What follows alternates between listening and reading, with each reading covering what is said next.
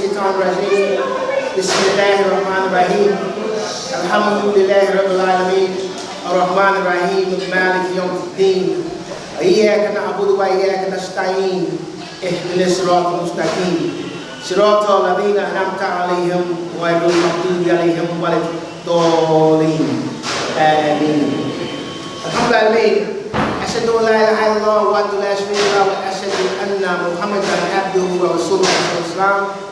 لا إله إلا الله وحده لا شريك له له الملك وله الحمد يحيي ويميت وهو على كل شيء قدير. Like I said, everybody, welcome to our second annual Sabiqun Hajj group brunch, reunion brunch. And so what we do is a time that we all come together, alhamdulillah, no matter what year we went, we come together and we try to honor and be in support of those who just went. And they have now also joined the team of those who have gone, so therefore they have joined the team of those who have to work harder than any other Muslim on earth. Because we've come to find out that no one should outwork a Hajj. Because the gratitude that we have to Allah subhanahu wa ta'ala for what He has favored us with, and the reward He's given us by inviting us to His house and affording us the ability to actually be there and to come back. And can you turn your phones off? Because we've got the adhans going right now. Inshallah, we're in the house of Allah, and there will be an adhan, and we will pray. The salah is right upstairs. And so inshallah, but I was saying how when we actually go back and reflect upon what Allah has done for us in the way of His favor upon us, it makes us all come back home wanting to do more, to show our gratitude to Allah that He favored us and affording us the opportunity to finally be on the mountain of Arafat, that only comes alive one day of the year, and that day of the year is the day of Hajj. And so, alhamdulillah, this year we had, this is some of the folks that went, the ones that sit up here, and 18. This year we had, I think, 28 people in the group. And alhamdulillah, we had some folks here that are here from Texas. We had the Texas Rangers here, so alhamdulillah, they are.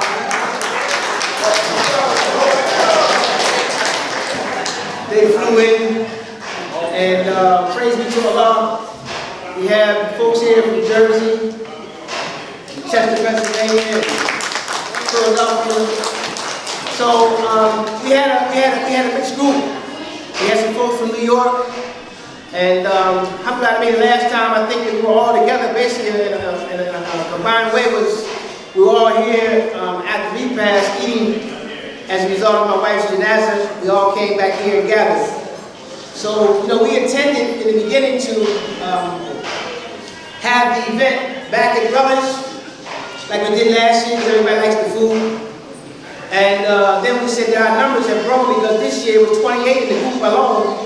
So the numbers were more, so we said we should try to go someplace else that's large and accommodates us. And so we went to the ones at Relish that recommended to us. Then we go to 3001 Market because they do the catering at 8001 Market. So we were saying that we're trying to get the food from Relish and they would cater it at 3001 Market. And then after that negotiation was done, then the ball was dropped because we didn't pay the deposit for the room on time. So I was overseas, and the brother, when I called him, I could hear in his voice, he was really disturbed. I had a house in Chester that was on Pebble Street, and I remember I sent the guy to do a roofing job for me on the house. And the last thing I said to him was, before he went to do the job, I said, man, don't burn my house down. So then I was up in Philadelphia, and I got a phone call on the highway. He said, ma'am. I said, what? He said, the fire department's here. I said, man, I told you don't burn the house down. He said, but I ain't leave, I'm here. So that experience made me understand the sound of my brother's voice when he had it. It's like, oh my God, I dropped the ball, man. down, they say we can't get the date. I said, don't worry about it, don't worry about it. We still got the ball. Right. We just got to go back to the huddle. It's still our ball. We ain't turned it over. We just got to go another down. And we can still score. So then the sisters, they all went in motion trying to find out what we can do in the place. And then they said, well, let's go back to the Philadelphia Masjid. They got a banquet hall, so why not? We can go back there. That's ours. And we can give them the money, and we can fix it up, make it look nice, and we can get the money for the food to our sister, who cooks just as good as the brother. And so, and plus, we wouldn't have to be rushed. Because remember last year we was having a ball at Brothers, right? But we had to get out of there, right? They want the next week to come so they can make their money. Well, today, we ain't rushed. We already planned that we could be together, especially with people flying all the way from Texas to come here, Fort Worth and Dallas, and the ones that drove in from Jersey. And so us being together, we don't have to rush our being together. And we don't have to worry about where is a place to pray, because we got the place to pray, and we'll sell us right upstairs. So we thought this was the best thing. So we plan Allah prayers, Allah is the best of plans. Allah Akbar. So I'm glad so our brother, he don't have to feel bad, because he was feeling sad, like we dropped the ball, but anyway, we crossed the finish line, and here we are, and we in the event right now. Allah Akbar. So, with us being the workers, we know that all of us come back trying to work harder than we did when we left. And we try to do it in a humble way, in a way that we're not trying to be seen by people. We're not those who are trying to be seen by people that they write us down as this or as that. We just want to be seen as those who are sincerely seeking the pleasure of Allah, and they see it by way of our efforts and the things that we do. So, as Sabiqun Hajj, somebody was saying, what does that mean? As Sabiqun means the foremost. But as we always say, that no matter what group you go with, the important thing is to go. Because once you've been to the Hajj, and you get the real benefit of the Hajj, there's no way in the world that you don't want that for your Muslim brothers and sisters. You want it for them. And so it's not about whether they go with us or go with them. The point is that they go. But whoever they go with, if that person makes a sincere effort to take them through that journey, they're going to have an affinity and affection inside themselves toward that person. So I never try to compete with the different groups. This was doing it, because whatever groups are, the people that went with that group, they love the group. So we love each other, and the beautiful thing about us loving each other, because as somebody said today, the sister was just saying, she just reminded me, the brother was saying that the other people gave him a certificate. She said to him, everything for us is written down on our hearts. We don't need to get a certificate. That's right. So, and I was thinking about that, because one of the sisters called me and asked me, she said, Brother Mary, I got a template for certificates. And I remember telling the group when we was leaving, we wasn't looking for those certificates. We wasn't looking to be written down by men. That we made the Hajj looking to be written down by Allah, that our Hajj is accepted. When we meet Allah, we'll find our certificate waiting for us, because He'll tell us to enter the Jannah through the gates of the Hajj. So, alhamdulillah, so it doesn't mean that we don't care, we do care. But we care in a different way, because we want it always to be connected to our ibadah to Allah and our obedience to Allah. Because one of the things that you do see as a Hajj, and all of us have seen it, and the beautiful thing about our group, though, is that no matter what year you went, all of us come back with the same spirit, like we were there the same year together. Because in this group, nobody had it easy. Nobody had it easy. And so when you begin to tell the stories, like when we finally get together right now, we can tell our story, because it doesn't, because most of the time when everybody leaves, I always tell people, I told all of y'all every year, don't go back home and talk about what you did, just listen to what they did, because when you start talking about what you did, they're going to think you got to try to do what they did, right? And you're like, we don't want to steal their thunder, we don't want to steal their moment, because they're talking about getting pushed, and we talking about fighting the army. So it's different realities that's there, but in this setting today, you can talk about your experience, and the one that's sitting with you that already went, no matter what year it was, they're going to understand your experience. It's okay, because they got one just as deep. So we thank you for coming, and on behalf of all the Hajjis that are here, this is 2018, this is like a highlight for them, but a reunion for all of us.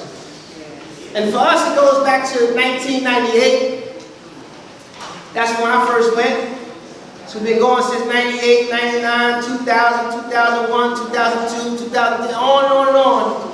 I think I only missed 1 year, and then that got made up because 1 year, Hajj was in the same year, two Hajjs were in the same year of the solar calendar.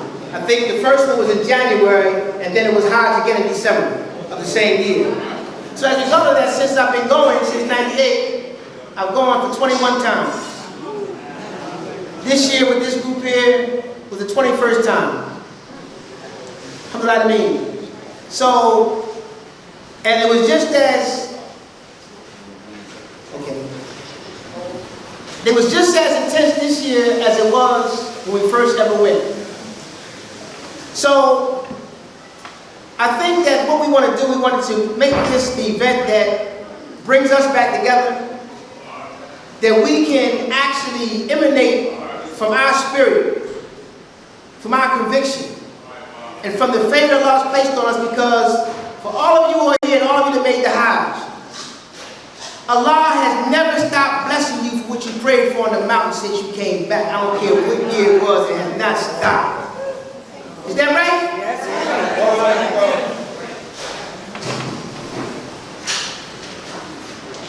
Allah has been good to us. It doesn't stop. The prayers that you make on Arafat, the prayers that you make and you ask for on Arafat, they never, ever, ever, ever stop coming. And so it's like when you realize that in life, you say, none of you truly believe, none of you really has faith until you love for your brothers and sisters what you love for yourself. When you realize that reality in life, how can you not want that for your brothers and your sisters? So our conversation becomes Hajj. And sometimes they get tired of us talking about it, so we still keep talking about Hajj. They talk about going to Umrah, we say you need to go to Hajj. You make the Umrah when you make Hajj, make the Hajj. We want them to get to the mountain, we want them to see the mountain come alive. The mountain only comes alive at Hajj. And those prayers that never stop getting answered is in the mountain that comes alive when? At Hajj. And so, we're not here because we're trying, they don't want to talk, some of them will say something, but they don't have told me, man, don't call me, don't do this, don't do that. I just want you to know that this is them. Because we got a spirit inside of us that we don't want to be seen by men, we want to be pleasing to Allah. And none of you really know what you have. None of you really know that you've been written down as a believer until you meet Allah. So we don't want to get tricked up like we turn this into sport and play. It's like we think we're better than somebody else because they ain't went and we went. No, because the one that didn't go yet could be better than us. Because we didn't get there because we were the best out of anybody. It was just Allah's mercy to us that He favored us to go. Because we was probably the most jacked up of the crew that was going. Maybe some of the people that left behind was better than us. So we don't come back thinking we're better than. We just come back thinking that we have an opportunity to do more than anybody else, because Allah favored us to be there. So they said that the adhan was called for the prayer. So alhamdulillah, we're in the Masjid. So we're going to do this, we're going to be here till 3 o'clock. So let us, those who are going to make the salat, let us go and make the salat. And then we'll come back and we'll actually finish the program. Then we'll be finished, we'll be out of here by 3 o'clock, inshallah. But we'll be able to mingle and stay together. And inshallah, we'll have a joyous time together. And inshallah, be inspiration for one another. And for those who are yet to go, you'll be inspired to be there. And for those who have gone before, then you will realize that us being together is a re-inspiration, reassurance of all the inspirations inside of you that never fade. And it won't never fade. It's not going to never fade. To all of you that's here this year for the first time, it's not going to never fade. It doesn't go away.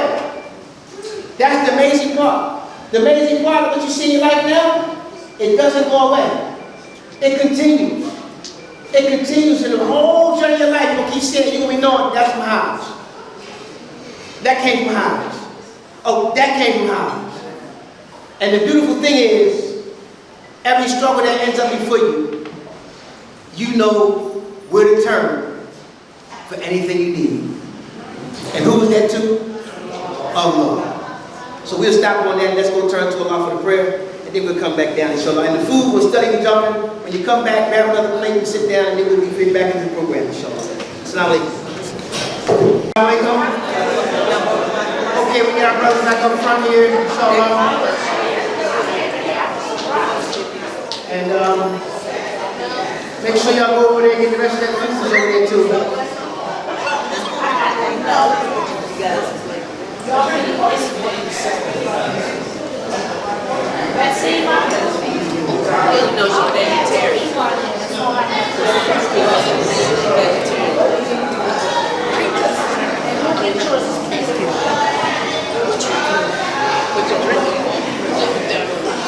Okay, assalamu alaikum.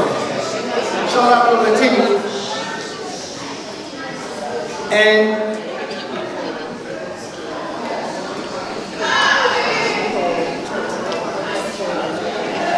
we got our sisters still coming in, alhamdulillah.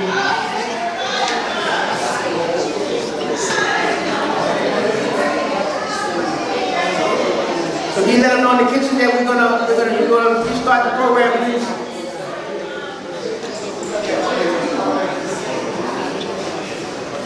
Alhamdulillah. So as I was saying before we left, alhamdulillah, first of all, we pray Allah subhanahu wa ta'ala accept all our prayers we just made. Pray accept the prayers of us. And all the du'as that you made in your prayers, we pray Allah subhanahu wa ta'ala answer them and give you what you asked for. But the important thing about Hajj is that Hajj means struggle. And there's no way that you're going to perform the Hajj or be in the Hajj and not have a struggle. It's going to be some kind of struggle. Something's going to come your way. Challenge is going to come your way. That's going to make you know that you had to dig deep inside yourself to make it through it. And you had to be true inside yourself to make sure that what you was going through was really for the sake of Allah. And I was saying that this process that we had this year, even to come to this point of the reunion, is one that made us really go into Hajj mode. Because you know, when you're on a Hajj, you know, you gotta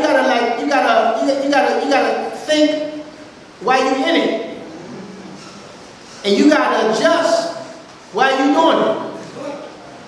So the process that got us here was just like the adjustment that had to be made, and everybody just went into Hajj mode. They start showing up like they were Hajjis. And so this was just telling me, she explained to me how when the call went out, the ball was dropped, and how they started to collect themselves and get together about it. Well, how we're going to get the tablecloths, how we're going to get the chairs, and how we're going to get the flowers, and how we're going to get the plates. And everything just started coming. The Hajji started stepping up like a Hajji. And not to be seen by somebody else, but to earn the pleasure of Allah. And that's the beauty, that's the real beauty that we try to stress. And when we make the Hajj, is to make sure that you're making it for the sake of Allah. And make sure that you're not doing it to be seen by men. You know, some people just want you to know they're going to Hajj so you can look at them like they're something special. Right? So with us, we like to not even tell people we're going to Hajj. We like to just let them see us getting on the bus. Unless they start talking about Hajj, and then we tell them, well, I'm going, and our group is going. If you need information about it, I can tell you, but I'm not doing that just so you can know I was going. Since you talked about it, then I got information about how you can get there. Because so many people, I remember one time, and matter of fact, it was here, outside here. So I think, matter of fact, that's the year I didn't go. And, or maybe I went, but I left a different time. Anyway, they had called the TV people, Channel 6 or Channel 10, one of them, CBS and NBC. They had called the people from the television to make sure they put on the news to show their send-off. And they had ordered a big bus that held 47 people. There was only about 8 people on the bus. So I was on the bus, give my little pep talk, about getting ready to go. And the man from the TV place asked me, well, where are the rest of the people? Is this it? I said, well, I'm with you. I don't know how many going. They say this is it. I don't know how many. This is it. They called you. This is it. Then, well, where they at? I said, well, this is it. So somebody had in their mind that they wanted to highlight it so much for the world to see, when it was really that you had to look inside yourself and highlight that inside you, because Allah sees you absolutely and completely. And when you're on your way to Him, you have to come with a measure of sincerity, and you take yourself to Him to be purified and forgiven and rewarded with a house in Jannah. So a lot of times when people be asking, they be saying, since enough of us now in Sabiqun Hajj group, that when people be saying, well, I didn't get the classes, you're going to be messed up if you don't take classes. It's enough of us now that know you ain't messed up if you don't take class, because Hajj is class, right?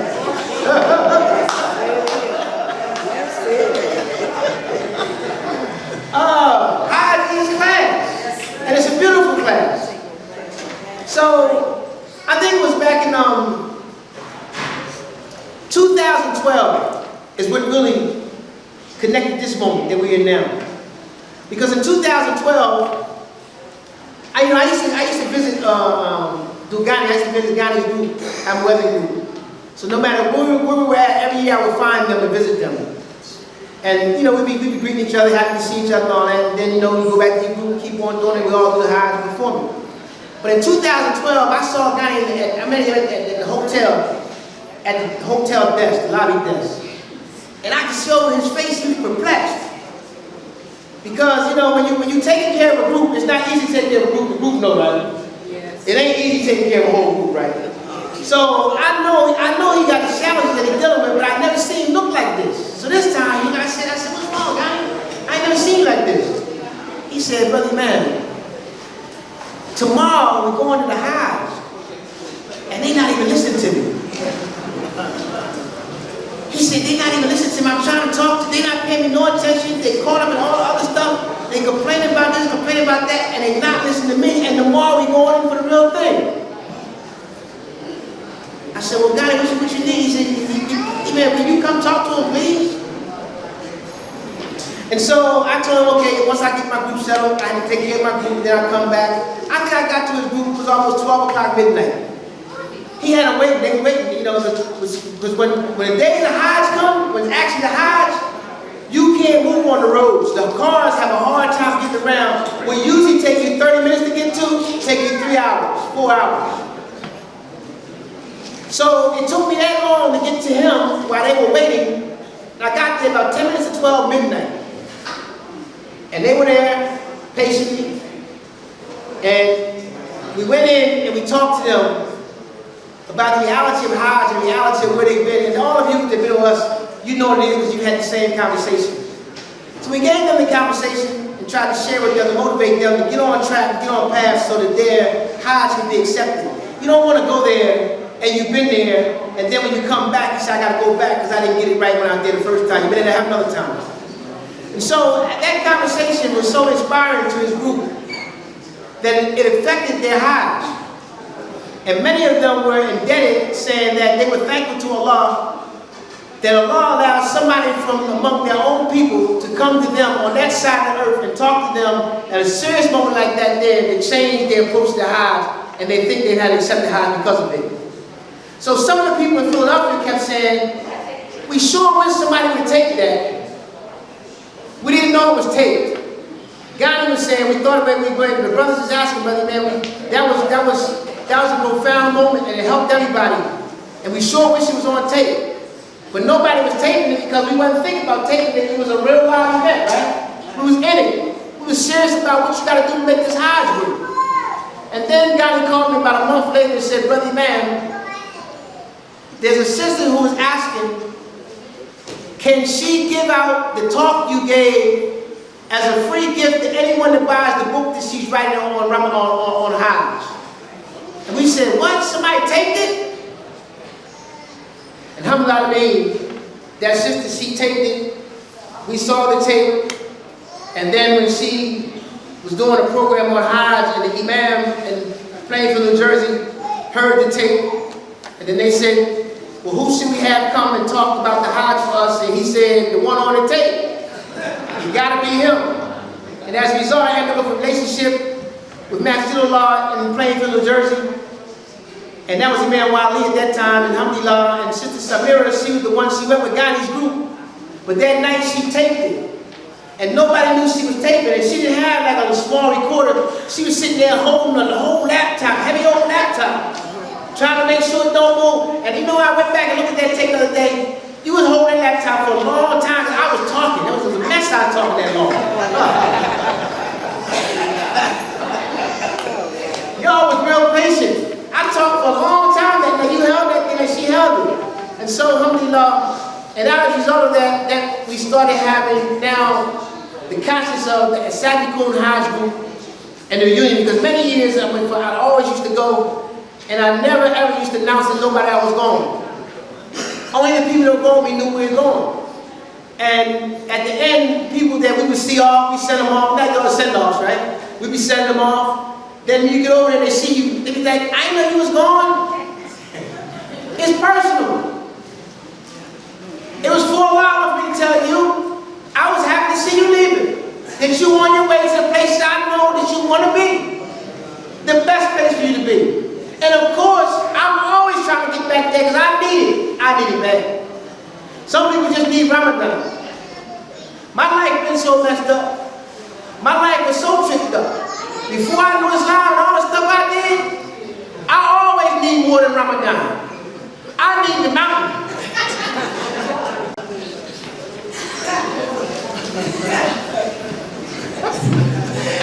They say Ramadan forgiving your sins from last year to this year, right?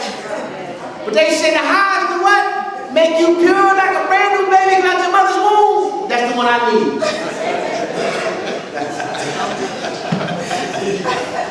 So, alhamdulillah, I mean, you know, this relationship bonded. And Sister Samira, Sister Khadija, they kept on saying, they drove to Philly and came down and met me and just to talk about some things, and they were saying, Brother Man, you got to tell the people, and you need administration to be able to put this stuff together because you got to do it. I said, well, I can't do it, but we'll do it. So, alhamdulillah, everything became official. They set up a website. I mean, it's just all official now. You tell you can go online and see the Hajj package. They don't put it together. They told me, don't worry about it, man, like we got it, but you got to let the people know you're going, because so many people kept saying, if I knew you was going, I would have went with you. Brother, man, why you ain't tell me you was going? Why you won't tell us you're going? So from now on, I got to tell the people we're going. But I never wanted to highlight like that because I always want to be conscious that we was going for the sake of Allah. And that's the most important thing about being going. Like when people be telling you, you know, everybody had their own approach, but I think the on-the-job training approach is the best. Because when you go to class, the class can't prepare you for that walk around the Kaaba. And I can take you out and walk you around a tree, walk you around a building, but ain't none of that walking going to prepare you for the pressure that's inside when you're on the inside of the Kaaba. Is that right? You see we going in? We going in the pressure. It's a pressure cooker inside there. So, you know, I always try to get the people to understand that it's not a rocket science, it's just sincerity.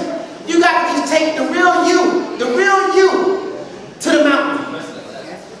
Which means you got to reflect what's inside yourself. Everything that you need for Hajj is already inside of you. That don't care if you took a shahada yesterday, 10 years ago, 50 years ago. Whenever you find decide to go, everything you need is inside of you. And somebody just got to help you to focus and channel the real you, so by the time you get to the mountain, you can leave it all in. Right? And when you finally leave all that, you won't know you left it there. Because you will see something different in you when you come back. But a lot of people go up there and be playing games, and before you know it, Maghrib done came, they say, oh, what? Oh, I was supposed to ask you something here. This is Arafat. You mean you didn't leave it here? You taking it back with you? So some people approach it in the wrong frame of mind. We try to approach it in a frame of mind that always stays connected to ibadah, connected to worship, and connected to the real you. Being thankful to Allah let you get to the mountain. So this moment today is just, as I said, our acknowledgement, and we want to be encouraging to others to go. In fact, how many people, most of y'all are here already made? Raise your hand if you made the Hajj already. All the Hajjs, raise your hand. Okay, how many of y'all? And all the people that didn't make Hajj, raise your hand. Okay, this here is for you. We've all come together today for you. They've flown all the way from Texas for you. They've driven all the way from Jersey, wherever they come from, they came for you. Because we've all been there. And we want you to get it. It's like today, like we would normally say, like somebody saying, man, I had to pay 30. Look, if you didn't have the 30, we said, come on in. But if we had the 30, we help cover the cost, everything we had to do to pay for the people, because we're coming together to bring ourselves in a reunion, to bring that force and that spirit, to put it inside of you that never been so you can go. So that if you was thinking about waiting, there's no more waiting. If you was just pondering whether I would or I wouldn't, then you would be one who say, no, I will. And I won't wait any longer. This Hajj group here is really close to me, very special, because why? This is, this is the first time really since I went to Texas that I've actually addressed anybody about Hajj. And it's the first time that I'm addressing somebody about Hajj that is in Philly, and my wife is not here.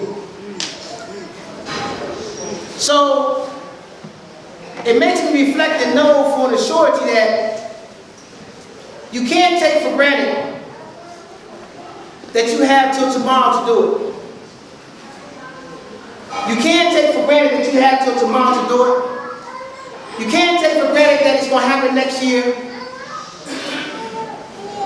I think one of the pictures that I had up there of my wife was when we finally made the Umrah. We made 3 Hajjs together, but we had never made Umrah.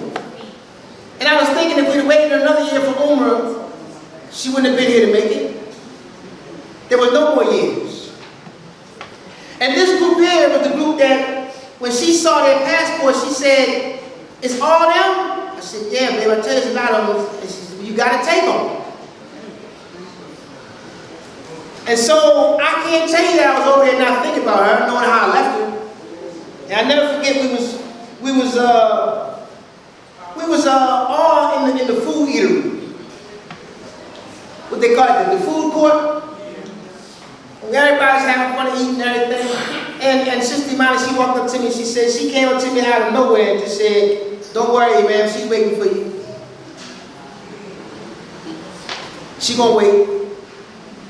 Because I kept saying, I don't want her to die and I'm not there. I don't want her to die and I'm overseas. She said, ma'am, she gonna wait for you. But she didn't know I was thinking that. But that was in my mind the whole time. Because every time I go to Hajj, somebody's dying. Somebody close is dying. And I found out I couldn't even be in the janazah, this and that, because they died. Because once you're on the journey for Hajj, you gone, you can't get back. And so, when we say that you try to make the encouragement for people to see the importance of the now, when I look at that and think about that, I realize how serious that is, because had we not done that now, there would have been no other time to make it again. And so we had our first, everybody always says, like, man, why don't you take the people to, we want to go to Umrah, we don't go to barbecue. So, of course, Hadi led that group of 2013. 2013 is a special group, I tell you, and they're here today too, some of them are here. But he said, man, I want to go to Umrah now. I told you 2 years in a row, and you ain't done it yet, we going. I said, we going? He said, yeah, now get my money. And I said, boy, he gonna give me the money, which means that I gotta take him. I ain't gonna be able to say no. And alhamdulillah, we end up with 6 of us on the Umrah. And we stopped in Egypt on the way back, but it was so proud, it was so beautiful, that we actually know that we can make a most beautiful Umrah for everybody also. But the thing about the Umrah for us is that if you never been to, if you've never ever been to Hajj,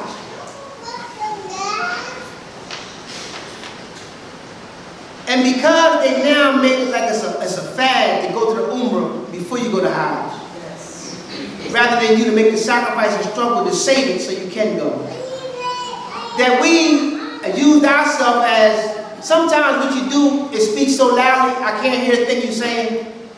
So now when we tell the people we're going to Umrah, and some of you say, I want to go with y'all. The first thing we all will be asking them is what? Have you made Hajj yet?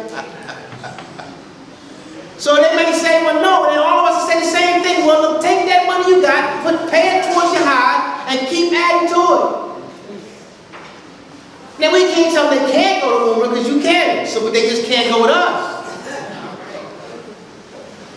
Because we're trying to encourage them to get the same reward we got. Right? So, we're going to be going to Umrah next year, inshallah, because the brothers are already going to talk about that. I'm going to bring that up. I'm also going to bring up, if somebody took your picture today, and you want that copy of that picture today, we print it out for you for $5. You can get that today, too, when the brothers take the pictures. And at the same time, I want to say that everybody here is blessed. Even if you've never been to Hajj, the fact that you got a hearing for Hajj, you're super blessed because so many people don't even have it on their radar to even listen to. They don't think it's an event. If we had told you this was the line dance joint, or we had the intruders or somebody, the joint be lined up. But then you start talking about Hajj, and everybody starts shying away, but the reality is, Hajj is just like Salah. Hajj is just like Ramadan. Hajj is just like Zakat. Hajj is just like Tawheed. They're the pillars of Islam that we absolutely must apply in our life. And Hajj is the one that gives you the greatest reward for your life. Imagine that there's only one reward for Hajj. What is that? Jannah. Can y'all say it again? Jannah. So can you imagine that there's only one reward for Hajj and the reward is Jannah? Meaning you go there and for going there, you get Jannah. And Joker say he want to go to the Bahamas. He said he want to go to some other banquet, some other kind of club. He want to go to the office party. He don't want to get there and fulfill that obligation. So there's a disconnect somewhere in our sincere ibadah to Allah. And we want to be the foremost, as Sabiqun, we want to be the foremost in trying to invigorate and ignite inside the human being their desire to fulfill that. That's our purpose. So alhamdulillah, we will continue, we will say some things, and inshallah they will help to you, but there's many things that we'll say, and many things that will be said. But inshallah, I want to share the mic right now, and just introduce you to some of the folks that are here. The youngest one with us this year, he was 19, he's over there, he's over there, I can't see him ball. And, you know, like part of Hajj, is everybody gets lost. So, when the baby got lost, it was like, oh my God, they done told his mother when we leave, we got him. Told the mother, don't worry, we're sure you're all right. Don't panic, we got it. Well, I looked around and looked up to see the baby was gone.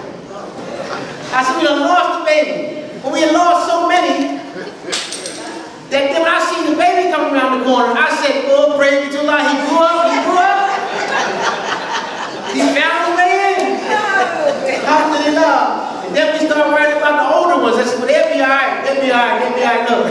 In fact, at that same incident, the brother was calling my American phone. Now, I don't have the American phone over there. So he was calling my American phone.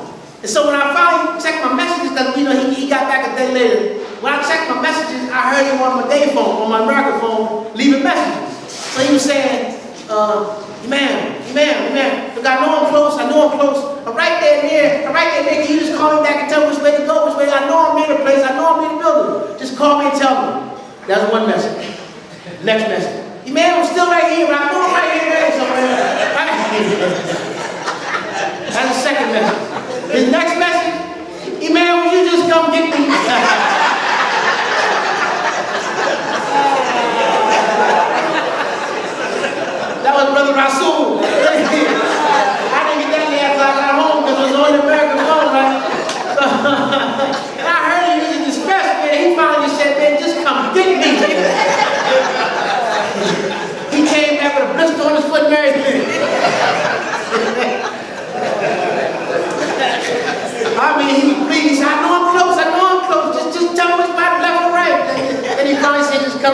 say, wow, he must have been hurt with that. Alhamdulillah, they finally made it in, and Imam Masjid was one of them. And, because who was with me and Kwame and wasn't with us? That was when we went for the farewell to off, right? Yeah, the farewell to off. Oh, yeah, that's what it was. Yeah. Oh, yeah. Him and the y'all went on by us, right? Oh, they went by us. That was him and Rasul. So I'm supposed to lead the group. So I'm trying to lead the group, keep conscious about the people behind me. And them two just went on by.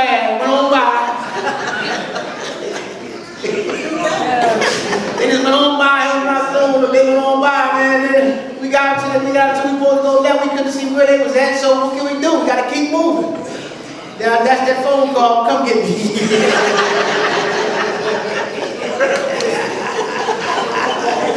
Alhamdulillah. But yeah, alhamdulillah, we had a blessed journey, man. We had a blessed journey. Praise be to Allah. And alhamdulillah, when we went to Texas, because they did a Hajj dinner, return dinner for the people who went to Hajj from Dallas, Texas.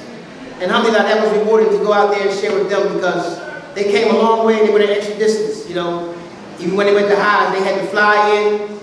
They had to come in a day earlier because the flight from Dallas, Texas didn't get there early enough for them to have the same day flight to be on the flight that was on leaving. Then going back, they had to stay an extra day to go back, kind of face connect. So they went the extra distance. So I went to their dinner that they had for the Hajj returnees. And alhamdulillah, they got a spirit out there that's so strong. But these ones here, they got the Sabiqun spirit, brother. I'm telling you, it's so strong. And Sabiqun is in the house in Dallas, Texas. I can tell you that part. And alhamdulillah, so we just want to be able to encourage you that are here today that didn't go, to go. And as Wally was saying earlier, he was saying something about, man, I want to go back. But that's what it makes you do. That's what it makes you do. It makes you want to go back. And we pray that you can get back, and we pray that those who never got there do get there. Because Allah has favored us in a special way, because we can go when others are told no. We can go. The only reason we don't get there is because we didn't tell ourselves. So I'm going to give the mic up for a minute. I'll be back to talk to you in a few. But right now, what I'm going to do is, I'm not all eeny, miny, mo. I'm just going to start to my right here. And Sister Iman, she's the one who calmed me down. I didn't even know I was messed up, but I was messed up. She just said to me, she'll wait for you. She's going to wait. She didn't say she will wait for you. She told me she is waiting for you. She's going to wait for you. And the amazing thing is that her janazah, this is my first time back down here since her janazah. And I think I came to something they had here in Sister Muriel's daughter. That's what it is. Sister Muriel's daughter. That's the last time I was here. But Sister Iman, is that this or something else? Sit that down. Sit it down. This down? No, you sit down. Oh, that's good. This is good. You got to put the volume up or something?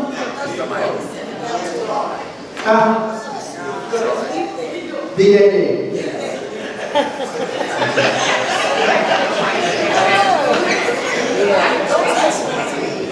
So, Sister Iman was one who, out of nowhere, that's how Allah gives the woman. Allah gave y'all something special in your nation. So y'all recognize the things now,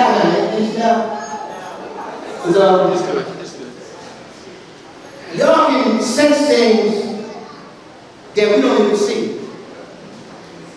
Where you going, Ryan? Huh? If I got something for 13, you got to stay for a second. For 13. And she in that motherly spirit, that nature, she said that, and it made such a difference. And I'm because you know what? That whole group, we had a reunion. And we had a reunion at Hajj. And that became so powerful because you got people that was praying for you on the mountain that now here praying for you to return to Allah. That was so powerful. And I could have never planned it, and I would have never wanted it any other way, because you couldn't have anything better than Hajj praying for you when you return to Allah. Right? Especially the ones who, they just came back and they stay still clean. Right? So inshallah, Sister Imam, here you go. Here's the mic. Pass it to y'all. Assalamu alaikum. Can everyone hear me? Yes. I'm not good with mics. But I just wanted to say that when I wanted to make Hajj several years ago, and I asked Allah subhanahu wa ta'ala to make a way for me to do so, I took the pilgrimage to be what it was, a journey. Not a tour, not a trip, not a focus on the hotel accommodations, not to focus on the shopping, not to focus on the sights, but to actually have an experience. So then my quest became to find someone who could do that. We all know of the 5 pillars, and we complete the 4 on a daily basis, on a yearly basis. But the 5th pillar is very, very personal, it's very unique, and it's very special. And I wanted someone who could do just that. Not just take me there. When I searched online, one of the things about a Sabiqun, their mantra said it all for me. It said, guiding you through the 5th pillar, not just taking you there, but to actually, not through rehearsals, because it is up to you to learn what's next, what's first, what the process is, where you're going next, why you're doing things. It is up to you to study. But none of us are strong enough, even on our independent study. We all need help, and we all need guidance. And that is what I got from Imam Fareed. What I learned in Imam Fareed on this experience was the ability for someone to have so much patience and to shoulder the burden of being responsible for 28 unique personalities with him physically and his cares and concerns back home. We had a sister who got separated from the group. And Imam Fareed and I had a little talk and discussion about that, about whether or not we should leave the vicinity or continue to search. And the decision was made, he made the right decision, which was, we talked about it, let's just keep a few here and take the rest back so no one will ever feel that they won't be looked at. And that was the feeling the group that strengthened us, because we knew that as a whole, he would keep us together, but he would never leave any of us behind. So I appreciate and I thank you. I'm grateful that I had the experience with all of my 28, but I'm more so appreciative of the way you led us.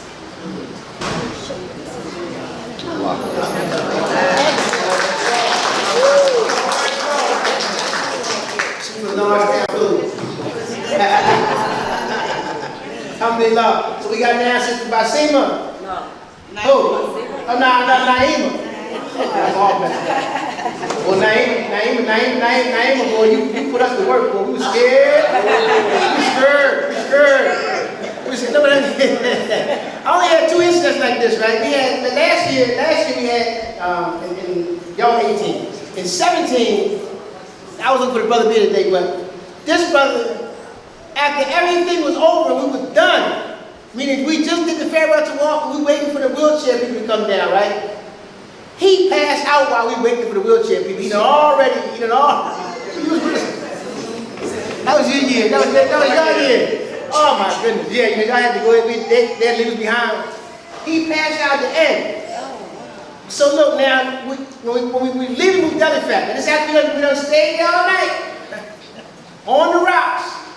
And now it's time to leave Muzdalifah, and as we in line to leave, Naima said, I ain't let y'all leave just like that there, Jack. She passed straight out. I'm talking about straight out. that the people start hollering, "Doctor! Doctor!"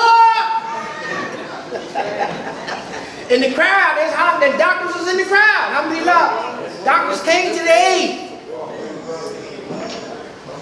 And Cherie, she had crying to death like, "Oh, don't die on me here, girl, don't die on me here."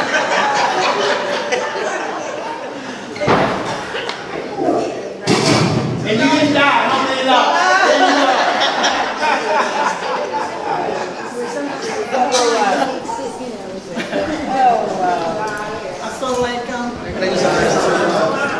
Hold up the mic. Why you got the mic? Like the number man said,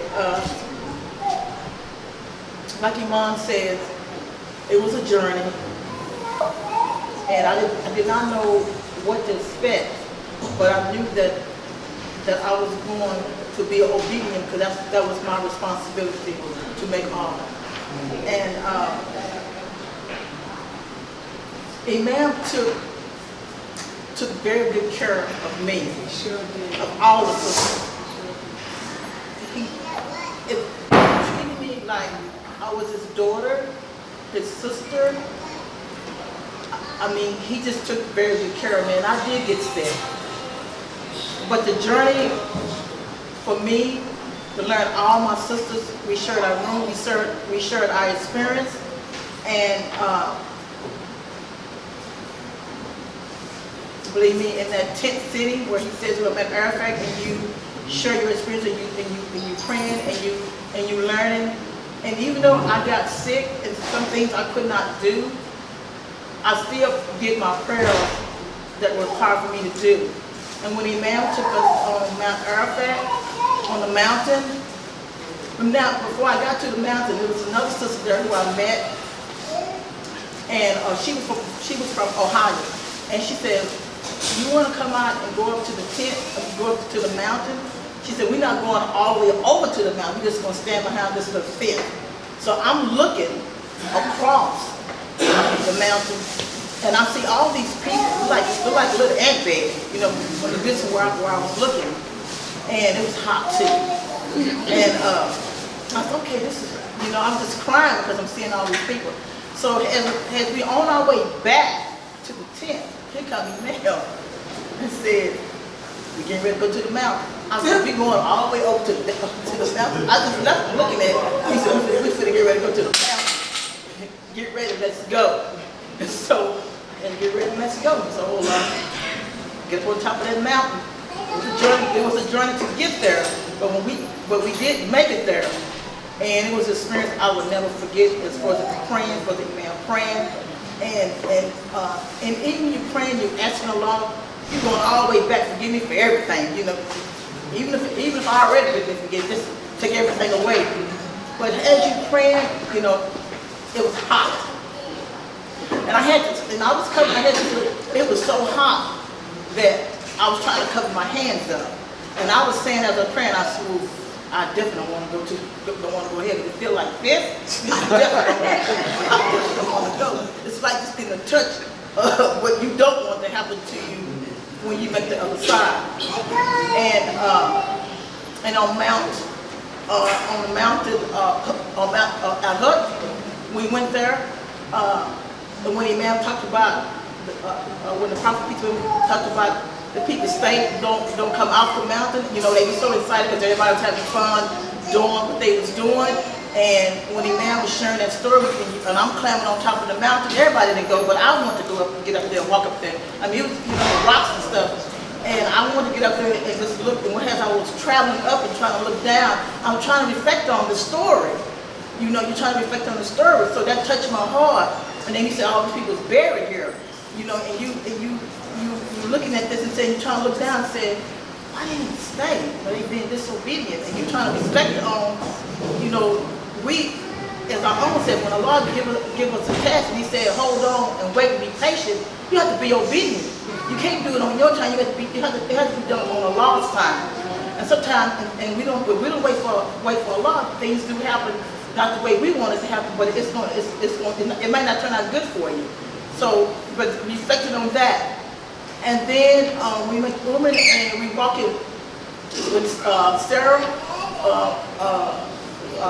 Hagar, when she was left in the mountain, even reflecting on that, walking back and forth, and on that stone, I mean, and you making that walk, all that, just my experience, it just touched me and makes me appreciate, and we got a lot of work we got to do.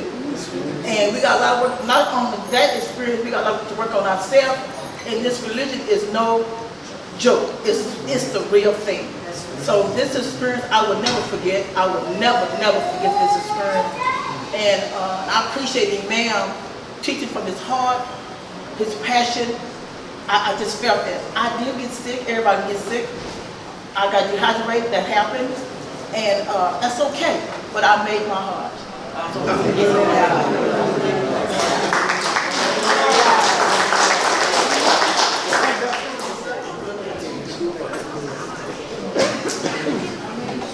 This is Sister Sharia. She sees the connection to oh, you don't turn the thing off, doesn't it?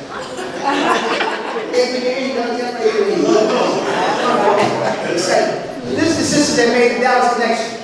So she connected all of them, made sure they get information, all that kind of stuff. She was the one crying on it. She was like, baby, but this was messed up. I don't know how that she is.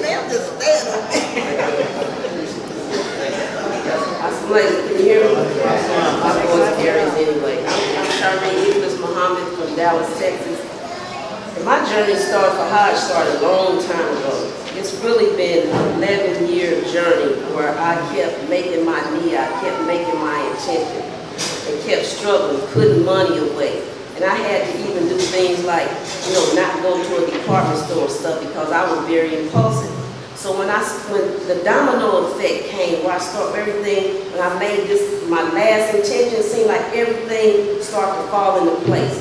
It was no doubt. When it's time for you to go, there's no doubt in it because it was a domino effect. It was like boom, boom, boom, everything was falling into place. But my obstacle was who am I going to make the Hajj with? So I had made the application with another group and I wasn't hearing anything. I kept saying, why are these people not responding? The time is upon me. I'm trying to fulfill this obligation. So I called Imam Muhammad Shakur and I said, Imam Muhammad Shakur, I said, I'm trying to make Hajj. I said, I have made the application online with this group. They're not responding. I said, is there anybody you can refer me to? He referred me to dearly loved Imam Fareed. And he gave me his number. And I think I left a message and Imam called me back. And he called me back and me and him had a dialogue, a conversation. I had never talked to him before. I had never seen a picture of him, but you know how when Allah puts something on your heart, when you know that leave that for which you doubt, for that which you doubt not, I knew I was supposed to go with him. And I was wondering, like, well, what is I'm supposed to do? And like he said earlier, it's already in you. Allah has already put it in you. It's not no on-the-job training that you're going to do before you get there. Like he said, somebody was taking somebody around the tree and around this, that, and other. No, you want to do that over there when you get on Hajj. But before I get to all the way over to Hajj, one of the things that impressed me was when Naeem and I got to the airport at JFK, we were waiting to leave. We were walking around, and that's when I met Sister Shakira, and she said, Sister, are you here? Are you going on Hajj? I said, yes, ma'am. She said, are you waiting on Imam Fareed? I said, yes. And so she and I started talking. But one of the things that impressed me, even before we got across the Atlantic, was when they got off the bus, they had these little paper bags where I guess the group here, the children or something had put in. It might seem insignificant, but to me it was love. It was an expression of love. It had sandwiches, juice, but what touched me, and I meant to bring it, I had this little 3 pieces of paper, and I can't remember the youth names, I'm sorry, but they asked you, whoever got this, to pray for them while they was on Mount Everest. So I did remember those 3 youth names. Now, you probably know who they are. I don't know who they are. But anyway, I did pray for them. But it was such a profound experience because you are going to the place where it all began. And one of the things that almost went in a swoon was when I saw the Kaaba. And Imam had paired us up. The brother, I guess because Allah has put something special in him and he was looking at personality. So he knew who to pair us up with. And And when we got ready to go to the Kaaba for the first time, another man was there. He turned back and looked, and he said, I had no idea what he was talking about, but it kind of frightened me a little bit because he said, Sister Reed, you getting ready to do the battle. And I'm like, battle? What kind of battle? We getting ready to do battle. We going to the Kaaba. What is he talking about? We getting ready to do battle. Y'all that went, y'all know what I'm talking about. Oh my goodness. I'm trying to tell my husband who's preparing to go now. When you see it on TV, it look like these people are just orderly and just going around the Kaaba. Look here. You had your faith on and you keep believing in Allah and you follow, you go in man for free. He was like a general. And we did everything he told us to do. And we finally was able to move our way over where we was able to touch that Kaaba. But you talking about, you actually in almost like a fight for your life going around it because everybody don't have the same understanding and not over there for the same reason that you may be over there. And so all that pressure and force. But he was, and I tell that, even we got there, I said, you know what? I said, I've never been on the East Coast, but they showed up and they showed out. The man put this brother strategically here, this brother. He was one of them, Sister Jamaica husband, Yaya, and your husband, and different people. I don't know all the brothers' names, I can't remember right. But I feel so protected. So I knew what the sister's talking about, even when she talked about Imam Fareed, because when I was standing walking behind him, it was like I was in the army with a general. He was grown and he knew exactly. I felt so protected, like you said. He protected us like a sister, like a mother, like a wife. That's why I tell anybody that wants to go with Hajj, go with that Sabiqun. You know, I'm showing favoritism because of the way I was treated. And I know Allah put it on his heart to treat us like that. And when I was over there, it seemed like I saw the Quran. The Quran is a book that speaks to the past, the present, and the future. And for those of you who hadn't been, the behavior of some of those people over there, that's why the man told me, take a truckload of patience. I probably have to take 2 truckloads because I'm not a patient person. But I saw some of the behavior of the Quraysh. You know how the Quraysh used to treat people? I saw some of that same behavior. So I said, boy, you looking at the Quran, witnessing and living. It's not all bad because you're going over there for you, your spiritual self, your spiritual journey. Like you said, you trying to, I had to dig deep. Because I had to get rid of some stuff that I didn't know I had and some stuff I did have. And when you over there, it helps you to see other people, but the most important thing for me was it helped me to see me and what I needed to leave there, what I needed to work on to renew myself. So, you know, like I said, it's a journey, and, you know, it's a lot of difficulty involved, which is what I'm trying to get over to my husband right now. It was that heat and those people and that pressure, but you're doing it for Allah. You're doing it for you, for your life, for thereafter, for the one after this. So we do what we have to do. And may Allah continue to bless Imam Fareed. And like he was saying too, even we didn't say it to him what Sister Iman said, but I said to Sister Basima, and maybe I shouldn't say this, but I say I'm going to say it anyway, because I felt like I said, this brother got all this pressure on him. Some of these people over here is being too selfish. Quit focusing on yourself and focus. You got to realize this brother was in charge of all of us, all these different personalities, different likes, dislikes, but we still had to maintain, and knowing his wife was over here dealing with what she was dealing with. That's why, and even though I got sick, I have problems with my eyes, Imam, Sister Reed, come on, go to the hospital. I'm like, oh, Imam, it'll be a no, Sister Reed. And I kept thinking, why he doing all of this? He getting ready to walk me over to the hospital, no telling how long he had to stay. He walked in there like a general too, walked up in front and did what we had to do. Got him out of there. And so, but anyway, I thank Allah for him. May Allah continue to bless him and the Philly group. Thank you for the hospitality. And may Allah continue to bless us all.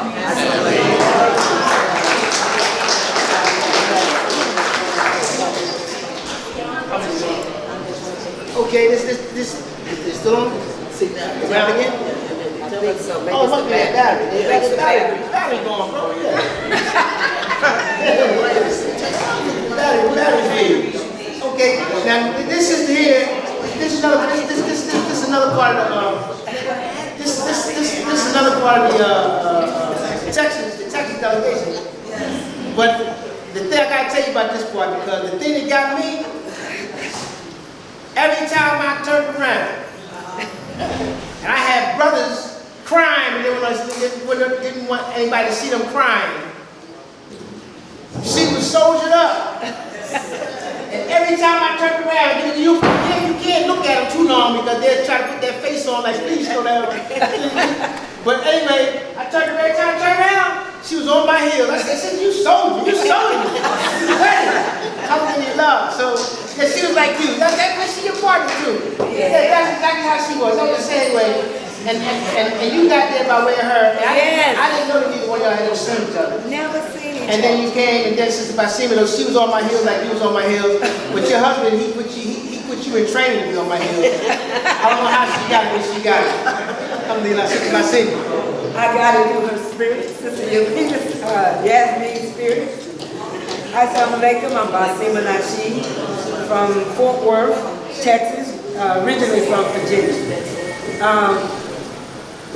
I can't really tell y'all about my experience going there because it was from me, but I want to tell you how I got there. I took care of my mom and my dad, and once they passed, I was right there when both of them passed. So once they passed, and I just knew that I had to make hard, because I said, man, life is, you hear it and you see it, but when it's right there at the door, you be like, I got to make this hard. So I kept making my intention to do 2018. I kept telling everybody, 2018 is the time I'm going on Hajj, inshallah. And when I did, I kept telling my husband, everybody.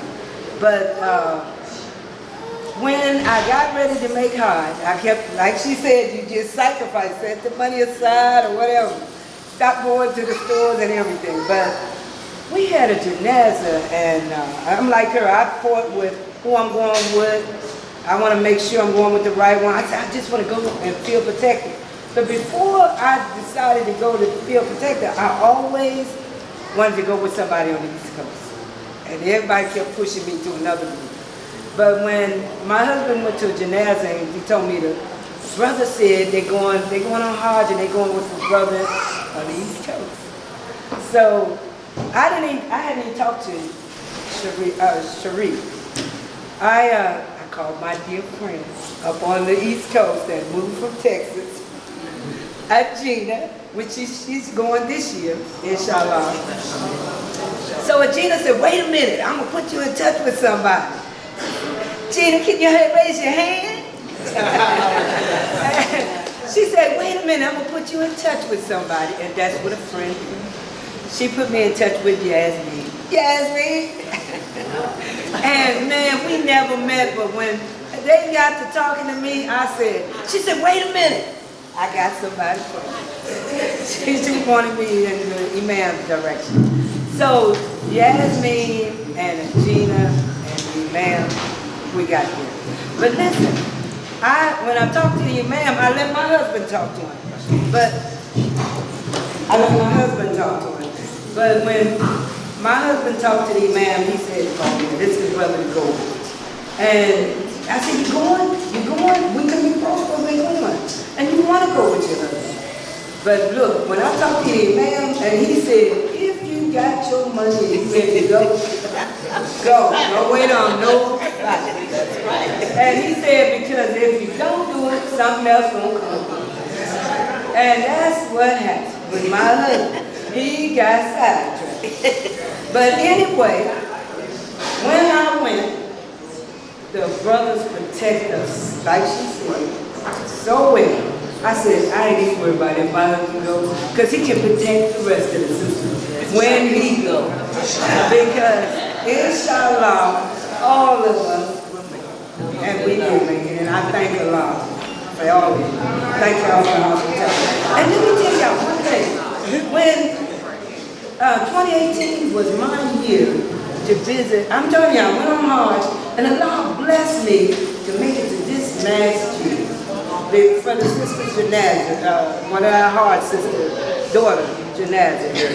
Yes, and I get here, and this sister, Leah, oh man, the believers just opened the door for me and my sister. Because my sister said, come on, you want to go? I'll drive you up there. So we got here. This was my year for visiting the Masjid. Then Allah blessed me to visit the Masjid over in Abu Dhabi. And I was like, oh my God. Yeah, so I'm blessed. Thank you.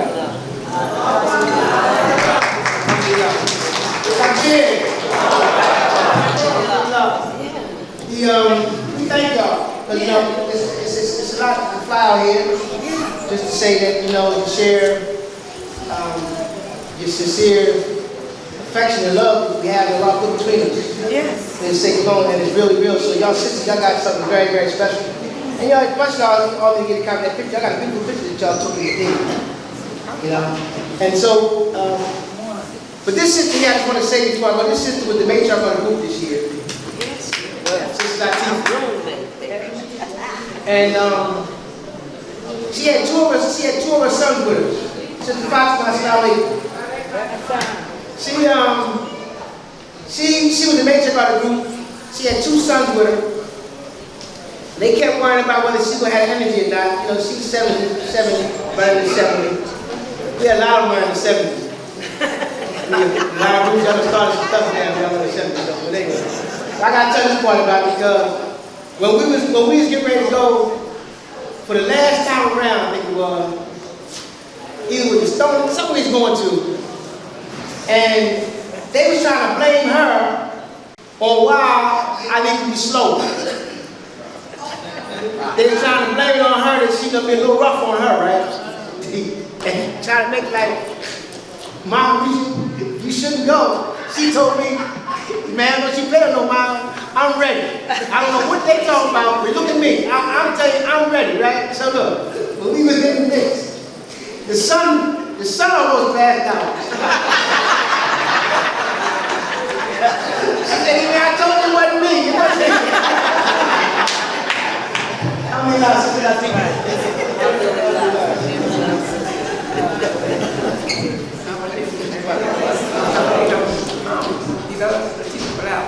CDL driver, bus driver, like the same man, but he texted all of us, and he's a great leader. And he told me to slow up. I said, I can't slow up. I got to keep up with the emails. And I just thank him because I wanted to go to 2017, but I didn't have a vaccination. And then I said, everybody said, okay. Everybody said, why don't you go? But why you don't have a car? I said, I'm saving up because I have a job to do. So I did that job by saving my money up so I could go to Hajj. And I just thank all the sisters and the brothers that were there. Assalamu alaikum. See, one thing that's important that's flowing, and the brothers, we all understand what that is. But when they keep saying that the East Coast brothers, see they out in the West Coast, they're out in the Midwest and there in Texas, they tell them about the East Coast brothers. Them East Coast brothers made them not get touched. Y'all know what that is, right? See, the East Coast brothers, see the East Coast brothers, y'all understand. We stand at number 12 right now, it's number 12.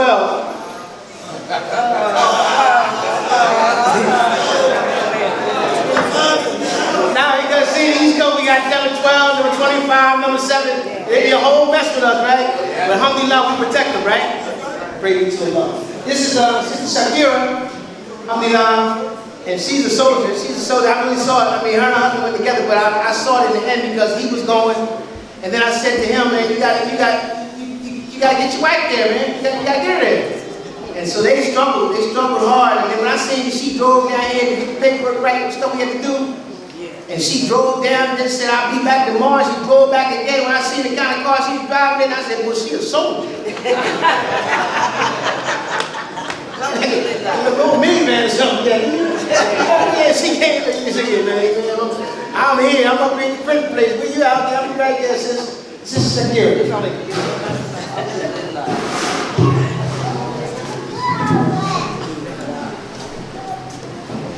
Assalamu alaikum, everyone. Hajj was a beautiful experience. What I like to say first is that we had a fabulous package. Fabulous. From the accommodations from where we stayed to from the hotels, from the richest hotel to the medium-sized type of hotel to a hotel without no TV, and the various things that we experienced. But before I went on Hajj, I did not have any intention to go on Hajj. Originally, it was my husband who had intention to go on Hajj. And he didn't want to go by himself, but I kept telling him, I said, you should go, because he was more prepared than I was. But then he didn't want to go by himself, so he wanted me to go. And I was surprised, because I honestly was not prepared to go. And being that he wanted me to go, I asked Allah to prepare me to go. And as time went along, at first I was afraid to go, because, many people's experiences, led me to believe that it was a little difficult or scary in some ways, the incidents that may occur. But when I asked Allah to prepare me to go on Hajj, I was much more relaxed. And when I went on Hajj, my husband, he was trying to prepare us to go. Before I knew it, I was going. I honestly I was surprised, but I was prepared. MashaAllah. And other than that, when we went on Hajj, I had a little difficulty with my legs, which I still do occasionally. And when we went on to Mount Arafat, it was in Tuwa, in the Kaaba. My first experience, I didn't go. My husband went with the group. And I went in a wheelchair. Sister Aliyah and another brother, we went in a wheelchair because I had difficulty with my legs. The second time, I told the man he had wanted me to get, he asked me if I wanted a wheelchair, another wheelchair. But I told him, I said, no, I'm going to try it. So I was determined to try it the second time.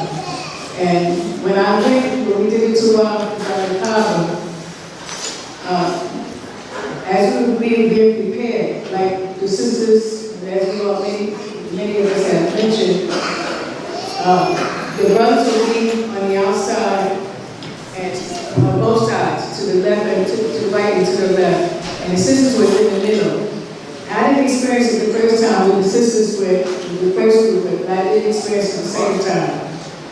I was alongside my husband. He was the one that we were guided to be close by. Whoever was there with their husband, they were there with their husband, the wives, so forth.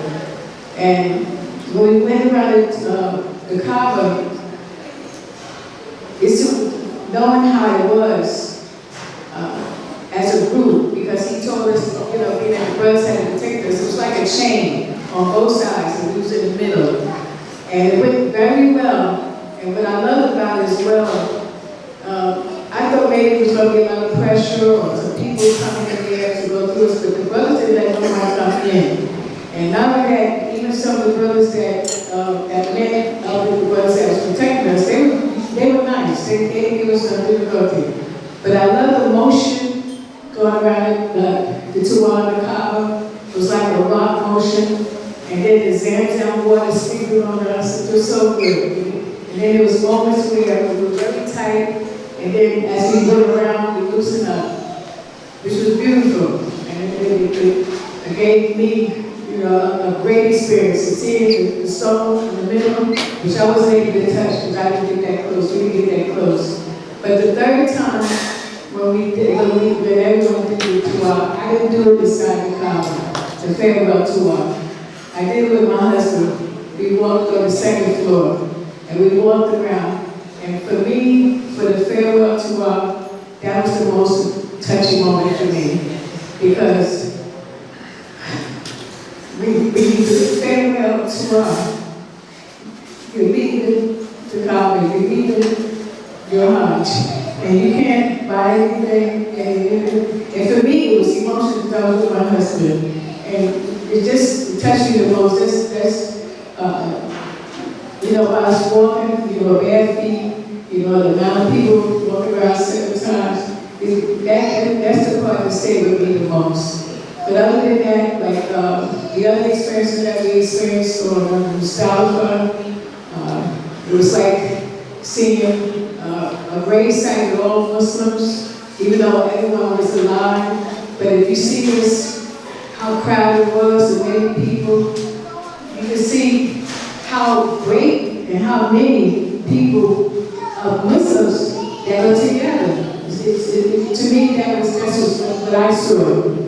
And one thing I just like to touch on, that Sister Aline, her name, Sister Naima, she didn't touch when Imam Fareed needed guidance, but when she needed help to get out of Mustafa, what Imam Fareed did not mention is what he had to do to make a way for her. People, there were so many people that Imam Fareed, he pushed a lot of people out the way so the doctors could bring her through. And he didn't do it selfishly, it's just that no one would move. And everyone took it well, but he had to do that to bring her out. So that's how many people it was. And the strength of him and the amount of people he pushed, it was unbelievable. And it wasn't no anger, it's just the idea he had to make a way for her, but she was sick. But other than that, it's what I like to say also regarding Hajj. When you go on Hajj, you have to realize, those who haven't gone on Hajj, do it for the sake of Allah. Don't let anything or anyone take you from being mindful of Allah. You're going to see things, you're going to hear things, you're going to be faced with so many things on Hajj. You're going to wish you would make battle with someone. Don't let nothing change your intention to please Allah. Because if you do that, then you could damage your blessings from Allah. Allah may not accept your Hajj. So please keep that in mind when you go on Hajj. Stay focused on Allah. Other than that, it was beautiful. The accommodations was fabulous. Going to Mecca, Medina, and seeing as we were traveling from Mecca to Medina, and the bus we saw those, they look like gorillas, I can't think of the names, but they were outside trying to catch up with us. So we experienced a lot, but overall I made it through. God bless me to come home, bless all of us to come home, which is what I wanted to do, to come back home to my family and friends. And I thank you much for this gathering, and may Allah continue to bless us all.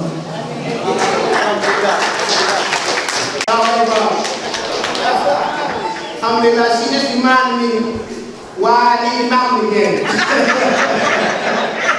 Pushed all the people out the way. We had a serious situation going on. I tell you, the sister died.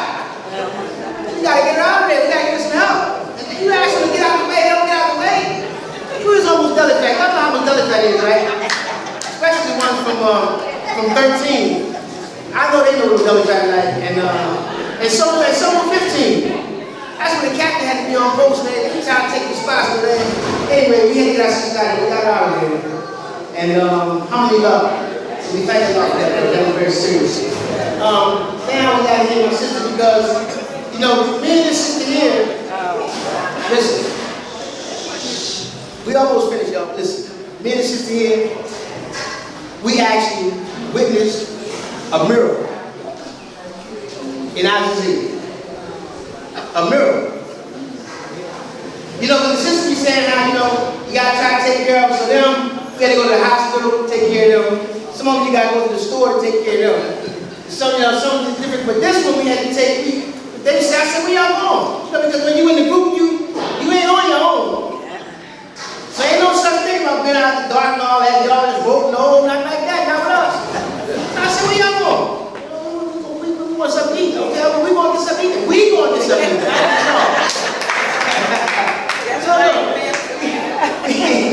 We got the taxi, right? She got the taxi, we got down to the place. So Sister Lynn, she was moving slow right a little bit, so we try to tell the man inside that, she ain't walking too good. So they gotta bring us a menu. They told me, you ain't got no menu, she gotta walk past the no, bro. She can't walk around there. She can't walk around there. And you got to bring something right here that she can read. She got, no, she can't come around here, man. Listen to this, I'm telling you. She can't come around here and bring something around here. So then he took me around and said, well, I got something for you, but don't worry, don't look at the prices, but it's the same thing as the food, but the prices, that's how I should read that. I come back around the corner with the man from bringing the thing for her to see because she can't walk. Here she is up there instead of walking, and she hollers, it's a miracle, it's a miracle. I was convinced the man she can't walk, I came back around the corner. She all at the salad bars and all. She's like,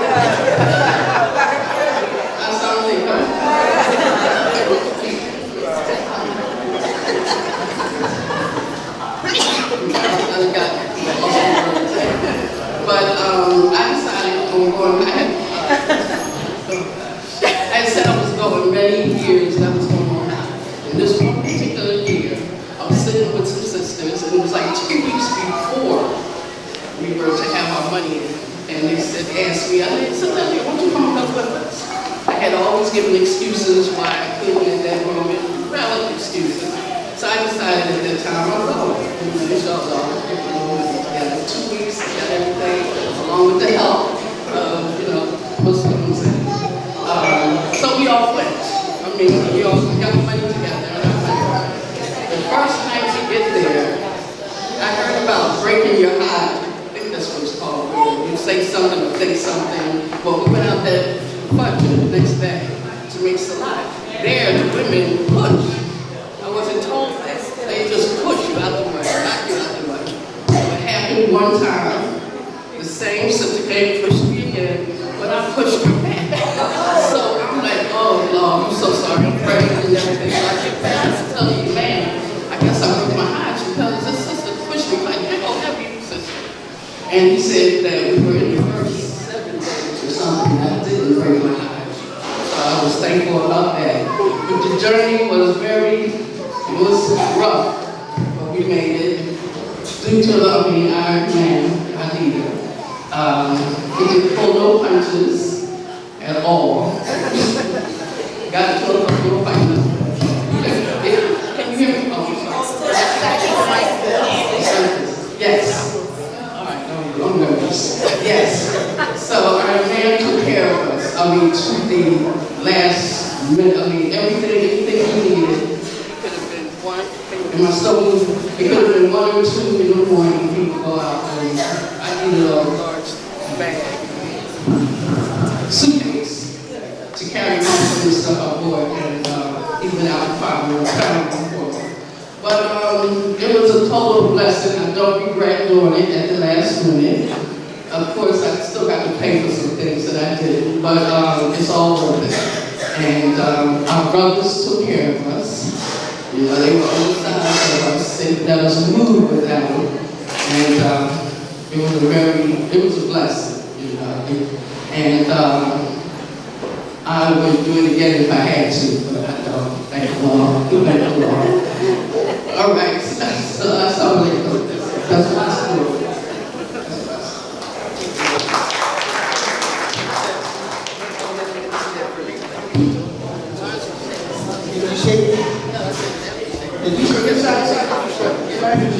So now this one here,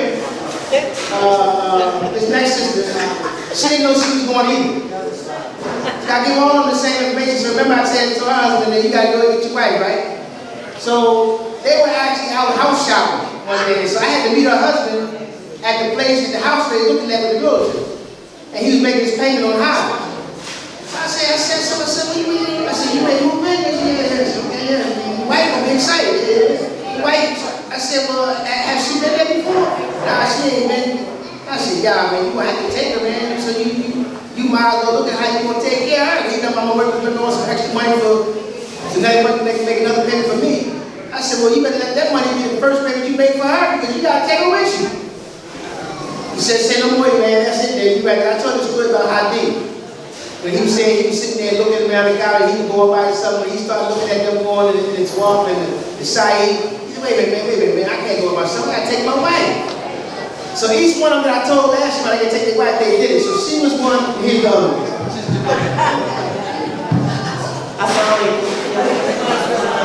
Jamila and Imam was right.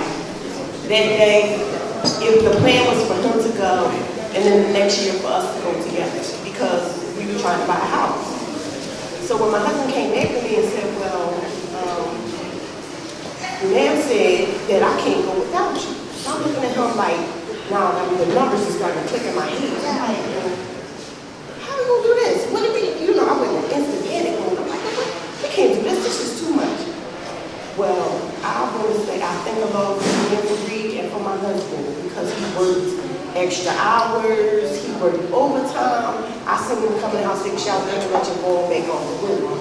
He made, Allah made the way for him to be strong enough to get that money together for us to go. I had a beautiful time.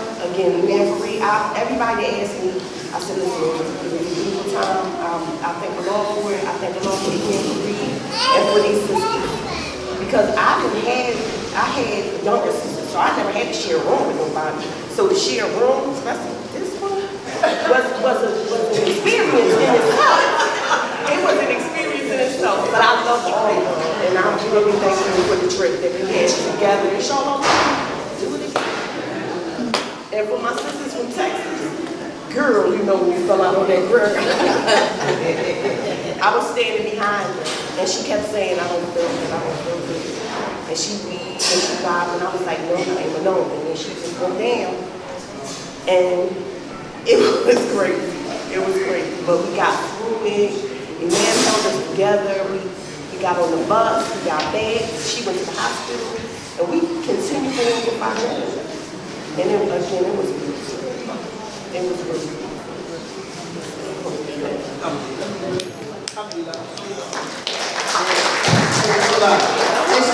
Listen, strong sisters, all y'all strong, y'all got y'all story. But you know, the amazing thing is, when I went to Texas, Naima never told her husband. We was at the dinner table. Right, Sheree? So we were at the dinner table. They got us at the dinner table.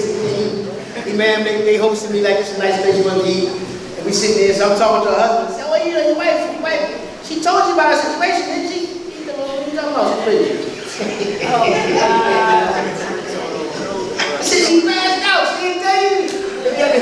But anyway, she got together so good, she didn't tell him, she just told him it was good and he needed to get there.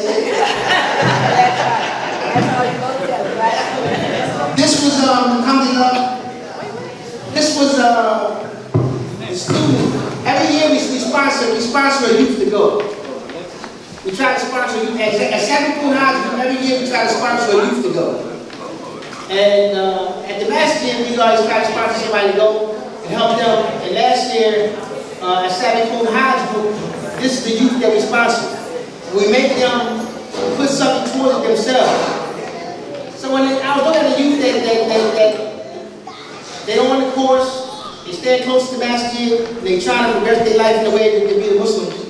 So I said that to him one day, was in the car, I said, I'm trying to think what you can have. I thought it was Rakeem in the car. So I said, Rakeem, you perfect kind of youth for that.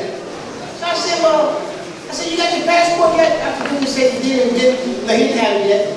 And I said, well, you got any money to go? He said, well, I got the money that I put up for my car and stuff. I said, well, how much you got? He said, I got 1,000. I said, you started there. You guys started with 1,000, we got to get the rest. So on that process, that he was on the verge of everything had to get done to go. Alhamdulillah, I believe that the Hajj growing up. So alhamdulillah, this was our 19-year-old. The Prophet Muhammad Islam, we gotta get that myth out of our community that you're supposed to wait till you're old to make Hajj. The Prophet Islam said you should make Hajj as soon as you got the strength. So alhamdulillah, this is the youth of the group. This is Brother Rakeem. Assalamu alaikum wa rahmatullahi wa barakatuh. Alhamdulillah, Allah is the best of times. I originally didn't know I was going to make Hajj. I originally put it to, I wanted to make Umrah. In a matter of like 3 months, all the money just came together in flash. So I was just like, why Allah? Like, why me? Like, I'm 20 years old. Everybody my age is doing everything else was going to Hajj. Like, oh well, like, why me? So like through this journey, he was just telling me, communicating me like, wow, I bless you like to make this opportunity. So I'm just like trying to live my life like thinking of him like every day. And one thing I learned from Imam Fareed It's emotional intelligence. Like, his wife was on the verge of passing away, and he took care of us and like still kept like a level of like mindset for well. So that's one of the things I came away with.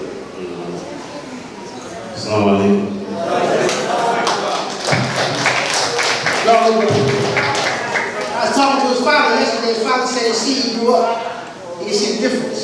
But this is y'all gotta do down here. He don't mess with a whole bunch of people. So he called me and told me that he ready for the Hajj. He ready for the Hajj. He said, "Yeah, man. Where we put you at?" He was ready to bring you the money. So alhamdulillah, we did get together, and I said that to him. He didn't even buck. You know how some people be bucking? They think they know better than you, or you don't tell them like that. You people tell them something like that. It's mind your business. I told him, nah, brother, you gotta run, man. You gotta take the right with you, man. The way you gotta get back, you might as well get it done now. Then you get anywhere you want to go. He said it. He said, well, I'm working overtime. I'm gonna stay at work. I can do it. I can plug in and do it. And he did it, and they was there, and they've been there ever since. I'm like, our journey was profound. So this is Brother Yahya. Assalamu alaikum wa rahmatullahi wa barakatuh. In the Quran, Allah says that the Nasi'ah benefits the believer. And when I seen him now that day, and I got in the car with him, and I said, yes, I'm gonna go there. I'm gonna go first. I'm gonna take my wife next time, inshallah. He said to me, he didn't say it, but he said to me, he said, do you love her what you love for yourself? I said, yeah. He said, all right, then take her with you. And from just him saying that was enough for me to say, yeah. Alhamdulillah, we gonna do it. It's gonna get done, inshallah. And be it Allah, through the mercy of Allah, He blessed us to go there. But then, a lot of us, we go there, we think that, oh man, I'm a soldier. I'm the wild scout leader. I'm that boy, Imam for reading that bull, man. I'm trying to tell you. I'm saying, when you say a soldier, this dude kept his eyes, he kept his eyes on 28 people at one time. He didn't lose nobody. The only way we lost the sister was we were shopping and she made a left. She didn't go, but when we were with him out, it makes you feel like you with your father. It makes you feel like you with somebody that they love you more than they love you. He made me feel like he loved me more than everybody in the group, but he loved everybody. That's a real leader. And if I could go again, I don't know. I see him, I said, I'm trying to go again. I'm trying to go again. Look, me and my dog, we say, look, you ready to go again? Like, I'm ready to go. It was beautiful. No, it was beautiful. It was one of the most beautiful experiences that I ever experienced. And I've been everywhere. I've been on the road traveling, but I ain't never been on a journey like that. Imam Fareed, alhamdulillah, may Allah reward you, Shaykh. Ameen. So wake up. This ain't gonna be a commercial for me. This should be a motivation to go to Hajj. You can go with anybody you want to go with. Some of y'all probably want to go with me because if you get no easy package. But this is Brother Masjid, alhamdulillah, and he started paying for his a year ahead of time, and his first payment was $50. He's from New Jersey. I used to tell the people, I still tell them, say, look, put your money away. I don't think you got $10. Put it in the house account. Get it out your hand. Get it out your hand so he can put something else in your hand. So you can put more in it, and you can put something else in your hand. So you just holding it, your hand don't get no more. So he started with $50. Next thing you know, his was paid, he's working on his wife. Assalamu alaikum. Bismillahirrahmanirrahim. Alhamdulillah. I just want to say the first time, that like Imam Reed said, that I started out, my Hajj, like he said, the Hajj has been a struggle. And the Hajj for me started years ago. It started, like I used to see other Hajjis come back and talk about the Hajj experience, and I always had in my mind, I said, I want to go. I want to go. I kept praying to Allah that's blessed me to be able to go one day. And, you know, it just started in my mind. It started in my mind. And I used to, you know, like, used to see some of the Hajjis, and they would have maybe send-offs, and they would have, everybody would write down on a piece of paper when they go to Mount Arafat to pray for, you know, whatever they want, the prayers that they want them to pray, they would write it on the paper, or whatever they want, they would write it on the paper.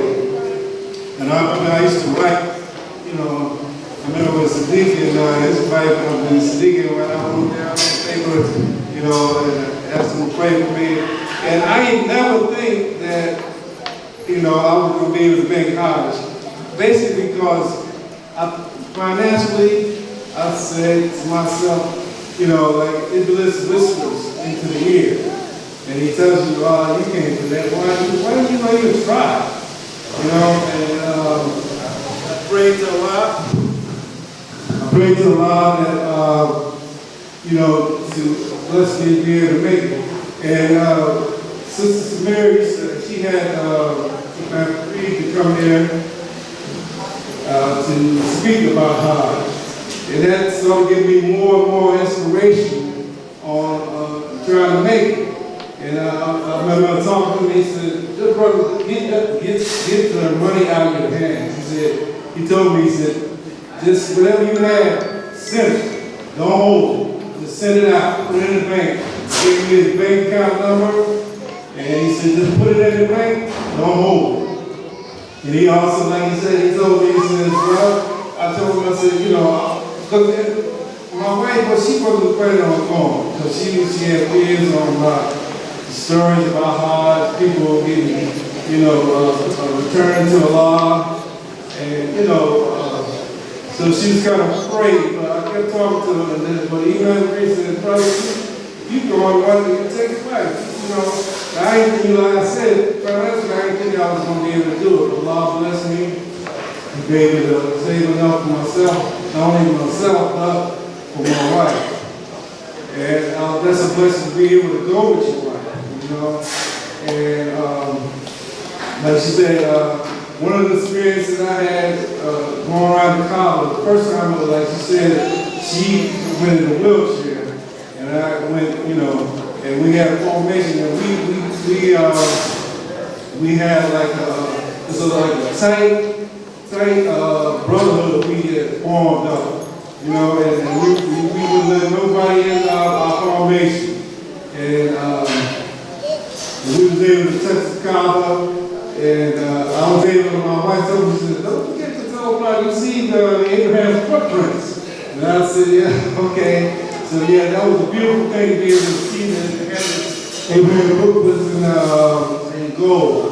And then you can see that, and but it was just seeing the Prophet's mosque. There was so many people that, you know, it was so beautiful. Like one of the things that impressed me is every salat, you hear the drum, and it just touched my soul. You know, and see all the people rushing to prayer.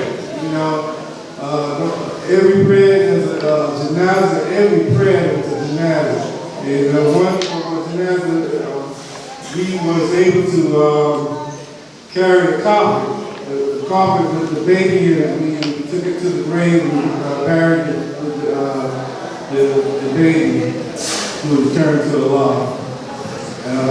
And going to Mount Arafat was an experience that being able to stand there and make prayer with so many people. Like Sister said, it was like you seeing ants. But it was just, to me, like it's a dress rehearsal for the day of Yom Kippur.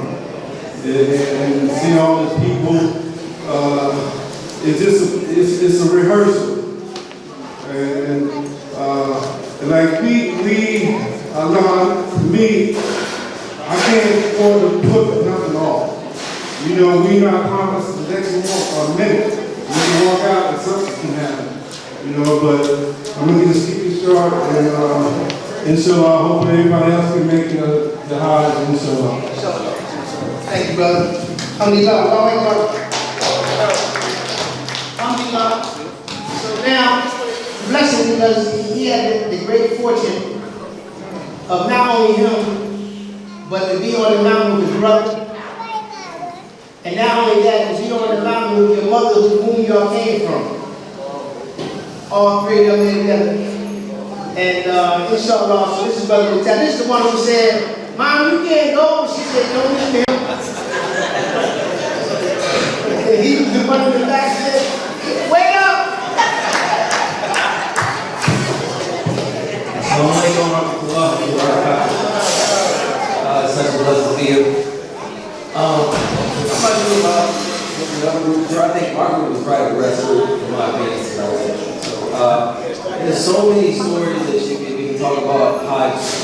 From the moment you actually get there, and you spend no time. We actually spend extra time before Hajj in Medina. Medina is such a beautiful city. We spent a lot of time in the Prophet's Masjid. Fajr, we would make Fajr. Actually, we would pray before Fajr, make Fajr. It's like when you were in Medina, we make our salats all the time, but it seems like when you were in Medina, it's like every time you blink, there's time to make salat. And you go to the Masjid, and it was so beautiful. And then you're there at night, you can see the stars. You can see the stars at night. The men will go to the top of the Masjid. And just so many people there. And then while you're there in Medina or throughout the Hajj, you realize that like this life is short because like the brother was saying, every time you make salah, there was a janazah. So we got to participate in the janazah. I actually had the imam, we were speaking. We went to a certain part of the Prophet's Mosque, not too far from when we did janazahs, and he gave a speech. I actually have it on video, but my camera was messed up, and I couldn't get the volume, so I have him talking, but I don't hear the context. I wish I had that. Inshallah, I get it fixed. So it was just a wonderful experience when he said that, in a few minutes after the prayer, they're going to take the body to the grave, and people are going to be running and participating. So we got up, we started getting in line, and as the body starts, there's a box, and then there's like a bench that they're carrying the body on, and people were just running and participating and jump in. I thought that you were going to hold it for a few seconds, and some people were holding it for like minutes. And the brother Imam and the other brothers, they went all the way around to the gravesite. And I held on to that bench for about maybe 5 or 10 seconds, and something came over me. It felt like I knew that person that was being buried. I knew that person. But it just hit me. And that's when I really like, this whole thing is real. And I just preparing you for the touch. There's so many stories I talk about. And then, when we got back from Hajj, I'm sure everybody here has been on Hajj experienced the same thing. For days, I kept waking up dreaming as I was back in Hajj. I got sick through the experience. That last walk was rough. Sisters were all protected. It was rough on the outside. And that last one, I was really sick. And I was like, brother, man, you can go on the outside. He turned around and said, post up! So no complaints for the last walk, but I felt like I was about to fall out. And I made it, and we made it back. And it was a beautiful experience. I also thought that Hajj is something you do when you're old, but it's something you should do when you're young, or when you're healthy, because you never know when you're going to go. And, when you go there, it doesn't change that. So, it's okay. This little guy right here, it was going father was riding together the day of the year from Ramadan in our picture. And we got to talk about Hajj, and he was saying he wanted to go. He said, hold up, man. Man, I ain't ready to go, man, but man, you know what, man, my son got to get there, man, he got to go. We called him on the phone, he called him on the phone right away, right? I don't know if he's on the job or he's on the job, but he called him, he said, son, you going to Hajj? He said, okay. But he didn't know he was going to lose his job, man, so Sister Bedrea, I'm looking at you because this is another story like yours. They told him he leave to go when he come back, he ain't got no job, so of course he left to go. So alhamdulillah, here he is, Brother Abdullah. Assalamu alaikum.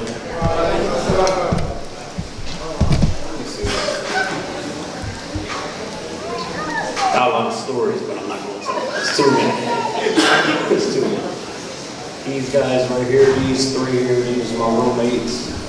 We had some long nights, arguments, praying together, fussing, fighting, all kinds of stuff.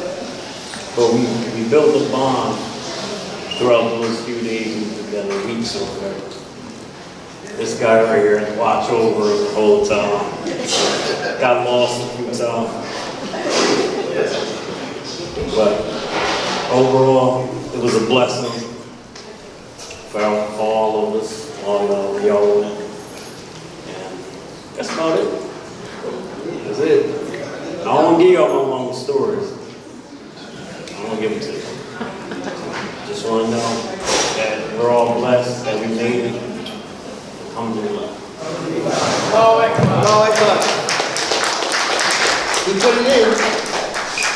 He does that thing, same thing, olives, he really start that stuff. See, nobody said it. He didn't understand, he's younger generation, but I said 12 there and 25 in the house. Young boy over there, he went holler. He think this year was tougher than another year, and they got something on. And 13 is in the house, and 15 is in the house. And Sister Naima and Sister Cherie, it's okay because Sister Miriam and Sister Fahima are here, and they had the same experience that y'all got. That they went on the Hajj and their husband had to grow up later. So alhamdulillah, they got the beauty now because their husbands grew up and they done went. And so now they got the reality of them being together, and they talk on a different level now, right y'all? So y'all done took their place because they moved on. And inshallah, maybe the husbands will join us because they'll find themselves there this year, inshallah. So, and, you know, we were saying that I got it. Because, you know, we're talking about the brother that dropped the ball. And some, you know, some people talk about, even me, I'm talking about, man, you know, women should be on the field playing with no men, right? They should be on the field playing with men, playing football and stuff like that, right? So anyway, man, the brother dropped the ball, but he recovered the fumble. But when we got back to the huddle to find out who was running the next play, it was a woman, not a man. And that woman, not a man, that brought all us together is our sister Aliyah Ahmed, the one that I told you we saw a miracle. When we made people think she couldn't walk, and then she was in the shower bar and came back. So anyway, I was talking to her when I was overseas, so I tell you what she told me. When Kathir was saying that he was talking to Sister Aliyah, and I said that Sister Aliyah told me she talked to Sister Aliyah, another Sister Aliyah, and saying, so when it started falling in place like that, I said, well, we fine. You talk to Aliyah, okay, I left her husband for group message. If you talk to her, then you see me talk to Sister Wahida, then we fine. We just bring it on home. So alhamdulillah, we're here today because of that, and her hard work behind the scenes making it happen. She don't want to talk, but I gotta let y'all see another miracle because she can walk up here today and actually say something she don't want to say, but we gotta get our sister Leah, because the first thing she did when I saw her, she said, where's that guy that just now said he ain't much to say? Because he's the one who pushed her in a wheelchair up some kind of hill, the kind of hill that make you say, I don't want to go no more. So she said, where is he at? Alhamdulillah, he walked in, so he's here. Come on, Sister Aliyah. Alhamdulillah. Takbir. She had a sister, mine was up, she had sisters, Bill was up, all y'all was in groups together, so she called her group together. There you go, sis.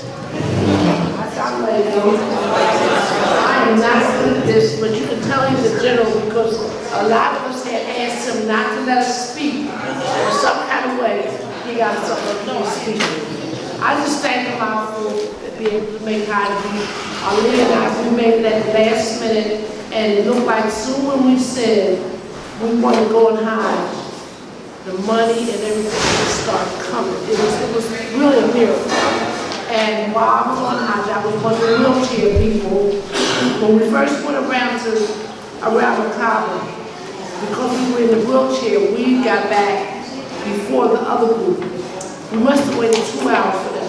But the two people that was with me, I'm not calling them names, they wanted to move here, move there. I said, no, Imam Fareed said, stay here.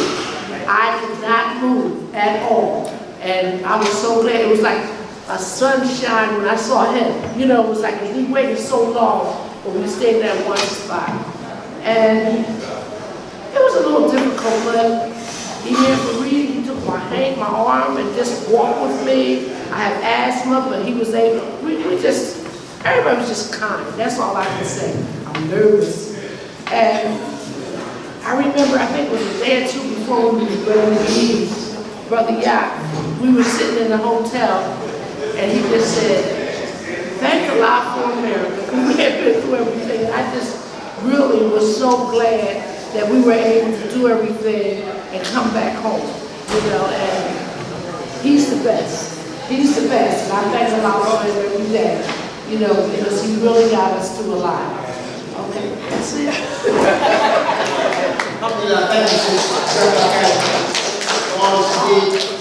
Thank y'all, all y'all, for all the efforts that you made, all the help that you've done, and all you come today, you know, because one of the things that happened, that's the good thing about our group.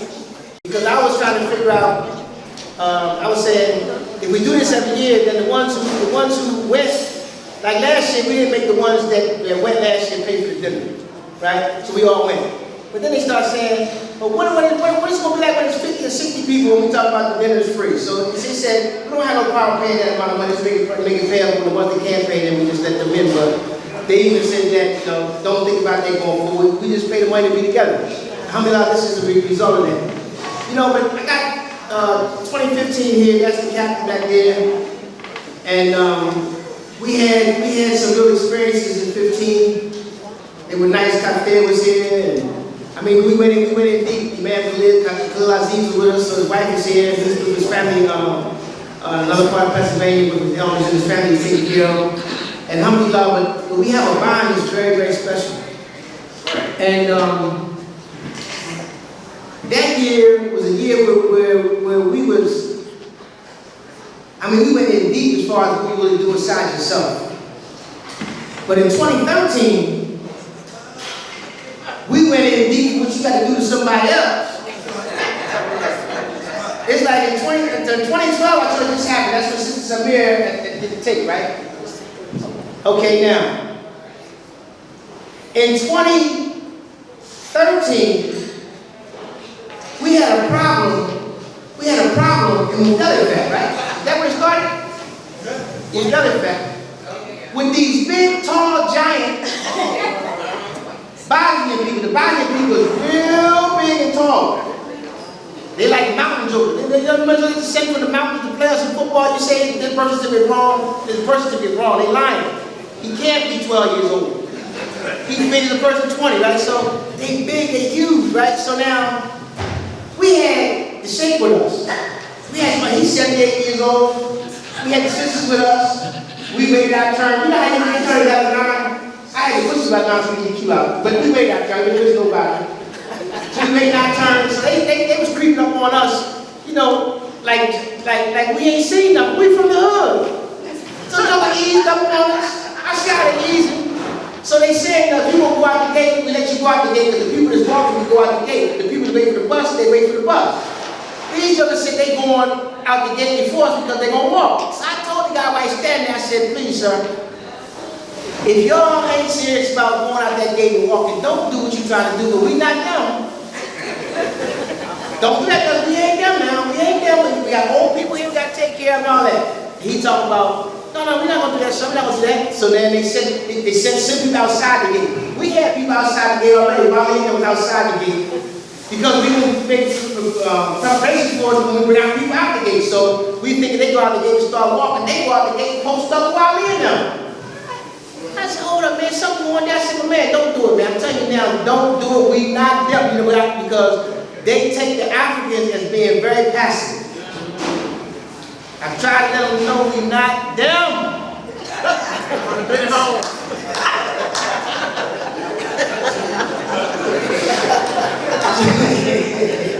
So next thing you know, the bus pulls up and the gate get cracked, right? These jokers start moving towards the gate like they gonna take over, and I mean, the Lord forgive me, I need to mount again. I went straight to his throat. And he up here, so my hand was up here. And what was holding up there, he felt that something was up there. And while he came back running in, he had something to poke him with. He came with the gang war there. And then all of us, Hadi and Ali, all of us in there, we in a straight rumble with these guys, but they know they cannot go out this gate before us. Right? Okay, so now we done had a rumble with these guys. Then we got back to our tents, and then these guys had an encounter with somebody else. I didn't know that their tents was right next door to ours. So when it was time to go, this is the last talk I'm giving in a minute, because we get ready to leave the minute for those days. And I gave a talk that morning. And so we had already said before the talk, in fact we was talking before the talk, we're going to be kind, we want to take that off of us, we don't want to lose that, so we're going to apologize to these brothers, man. So we didn't know that they was right in the tent next to us. So they actually heard the talk. So our tent was full of tears. We went over there, and all their tent was full of tears. They just heard the same talk, and their tent was full of tears. And the guy whose throat I had, he was their imam. And they had chopped his head so bad because he was the one they were lying to set them up to get beat up. Because he the one saying, man, please don't do that. And he planned it off. And he the leader that's acting like that. They had chopped his head so bad, you could see when we went in there. You could see it out there. They had him, he was like a little baby. But he was the man, right? I think he was like a little baby. And we came to apologize. They apologized. Because they said they was wrong, right, Wally? They said they was wrong. Okay, so far, that's good. We get past that. Allah let us, man, do that healing. Now we go on, and we just gonna finish up, and we go up, and we make our last, we go for our farewell to walk. The farewell to walk. This is when you finish. It's all done, and you gone. So listen, we had a brother with us that had a bullet in his head from having been shot here in the States about 10, 15, 20 times, and the one bullet couldn't get out his head. But he had his skull taken off 6 months, let the brain swell and go back down, put the skull back on, all that, and he made it to the Hajj. And he made it to the Hajj, and I turned around, we finished that farewell to walk. I mean, when we finished the stoning, that's what it was, what the farewell to walk, the last day of stoning, right? Jamara. And after we finished that last Jamara, and I'm telling them, it's finished. Your Hajj is complete. Because the farewell to walk, not the Hajj, the farewell to walk is you said goodbye. But that final Jamara stoning, that's the end of the Hajj. I told him, I turned around, I told him, I'm hugging him, he got tears, I said, man, and you didn't even use a wheelchair, right? And then I told George Green, his name Ibrahim, he was the road manager for Jay-Z, and he had left that to become a Muslim. And we was telling him that Allah will reward you. You let that world go and you're going to come in this. And I was telling him he had tears in his eyes. They said, brother, you did it. Allah will give you more. And then they said, amen, they trying to get the flag. I turned around trying to get the flag. I see Ali. I got to run back and try to get him because he's holding on to the flag and they trying to take it from him. See, I don't know about this flag. See, when you remember how, because I think probably we would probably hold up a shoe or something, hold up a tissue, hold up a pole, right? Now you keep your arms, so you can put it together. Well, that year we had a flag. And the flag just said, We got it from Medina. The Sheikh in Medina gave us a flag. To carry for our group to see each other, right? Some people carry they group names and stuff, right? Remember, you see that? Well, we had a flag, and the flag said, La ilaha illallah, Muhammadan Rasulullah. You think that's flag, right? So, man, they was trying to take down Ali back then. Well, he only 50 now, but he was 64 or 65 then.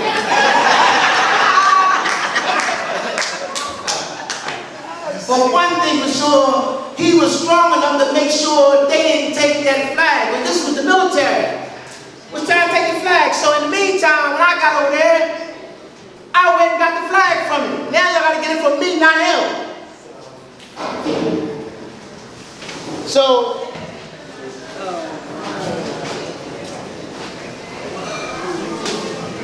this flag here. Who made it? This flag here. Our life was on the line for this flag. Now they tried to take this flag. They actually attacked us. They attacked us. They attacked us. They attacked us. We're going to get the flag again. Oh, yeah, they were trying to take that. They were trying to take that flag. This is 2013. Should we hold that? Should we hold that? Yeah, y'all come hold it. 13 come over. 13 come over. 13 come over. 13 come over. 2013. Where Yusuf at? 13 come over. Ali, get in there. 2013. Come on, Yusuf. Come on, you. Hold it out. Yeah, you had the flag. Come on, you. Once they Yusuf, come on, man. You walk faster than that on Hajj. that was our banner, and you know, this is our route. Oh, yeah. So our whole time, that's what we had. This flag took me to Now, jail. when we finally finished, That's right, because I was holding. that's it. So I kept saying, they not going to take this flag from us now. They can try to kill us all they want, but they're not going to take the flag. Because whatever they're trying to say, if they take the flag, we ain't going to have no evidence. If they take the flag from us, we don't have no evidence. They can try to put anything on us. I don't know what they're talking about, so why would you be upset that somebody just carries something to say, La ilaha illallah, Muhammad Rasulullah, and you on the high? Right? Okay, so anyway, when they saw they couldn't get the flag from me after I took it from Ali, they came and they attacked us. About 100 soldiers attacked us from behind. 200 soldiers. Why not 3? There was an onslaught, right? Yeah. Yeah, the carry the flag, yeah, so, anyway, so what happened was, when they attacked us, the brother that got the bullet in his head, he was laid out on the floor, messed up, and I was saying, what did y'all just do to him? What did y'all do to him? Then we said, we need an ambulance, we need the general, we want to talk to nobody else than the general, and get somebody to speak English. Anyway, so they finally got somebody, and then Salah bless Hadi to get somebody that was in our group that spoke Arabic to come over there and talk to him and tell him what happened. And eventually, George Green, with Brother Ibrahim, they had done an interview on him by the prince and them because they knew that he was Jay-Z's road manager and become a Muslim was a big deal. So he had called for some help and stuff, and the help came in. Anyway, they were trying to say that because of this flag, they wanted to call us Al-Qaeda. So now Al-Qaeda's flag, the group that was with, the brother Louis said they know better than that because Al-Qaeda's flag has a sword down the bottom. There's no sword on it, right? So the Sheikh of Medina said, you know, we close to the end times. Anytime you get attacked by the military, because you carry this flag that says La ilaha illallah in the land of Rasulullah, and you carry that flag and attack, if you carry that flag, you know we coming to the end times. So listen. So we ended up getting to the general because our brother had to go to the hospital. We stayed in the hospital for a few days. The next day, we had military escorts everywhere. I told them I want nobody with the general. They gave me the general. Then the general wanted to invite us to this place for, it was at the Juma, right? After June, we had to go to the general. Yeah, okay, well, he was there. The brother was there. He got the pictures from here. So the general had us in a place like this. They had started, everything you can think of, they're going to give you. Everything you can think of, they're going to give you. To say you're their best guest. They brought it out. Right? They laid out in front of us. And we were supposed to have been saying, because you know they got cameras.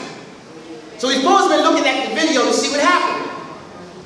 So they told me while the meeting going on that the cameras were so blurred that they couldn't see what happened. Right? So I'm saying these guys are playing games. Here they go. You know they seen something. They had it. They seen what they did to us. It's a lawsuit for real. They owe us. But it's okay they didn't pay us because we got them with a law. They can't even give us what the law gives us. But the reality is that then Asha came in.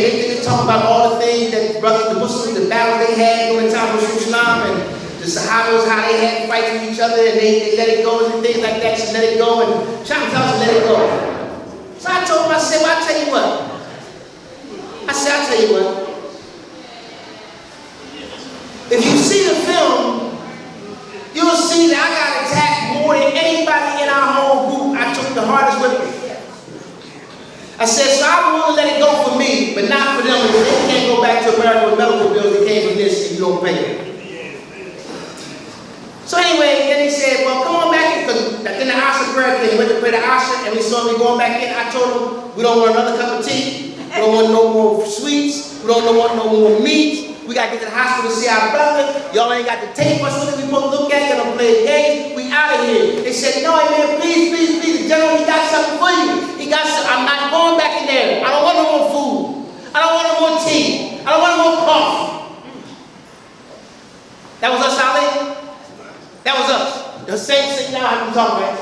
I took total command. All the soldiers that were there, I told them we don't want nothing to drink. We're not going back inside that building. They're going to take us to the hospital to see our brother. They play a game. And they're going to play on us. They're going to give us all these books, all these here gifts. And who's going to pay the toll for this, the extra weight you got to pay in your pocket? You take it back. They ain't give us the money to pay the extra weight. So why you give us all this stuff? Right? So look. Then they said, no, man, please, man, they're not yet. The general got something for you. I said, well, what he got? You better hurry and get it here. They said, here it comes, it's coming. And this is the general law. This is when the general finally surrendered.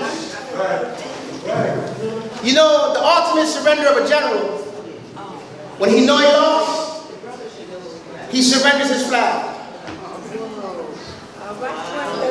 And so, they brought this here and opened it up and said, because I didn't know what it was. They just opened that thing up and said, this was the general one. Said, come on, Wally, you get this one. I had Wally, Wally had to make the hole for when we carried. So this was them, this was what they gave us. He gave us his flag. So it wasn't okay to carry this flag. But it'd be okay if we carry that flag, which was their flag with the sword on it. Right? And I told him, I said, okay, I understood that was the general surrender. So I said, well, tell him, don't worry about it. I'll take care of the flag. He said, tell him, if I didn't see how he took care of the other flag, I'd have never gave him this one. That's right. But they just told us that the film was blurred. They didn't see nothing. So Allah got us covered. But for 13, I just want y'all to know, all the flags are still intact.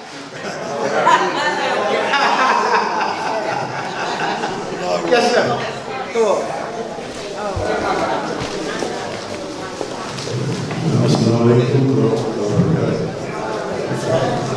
I know the Imam just explained how much trouble we had in the different difficulties that we had while we were over there. And it was his fault. He started wrong.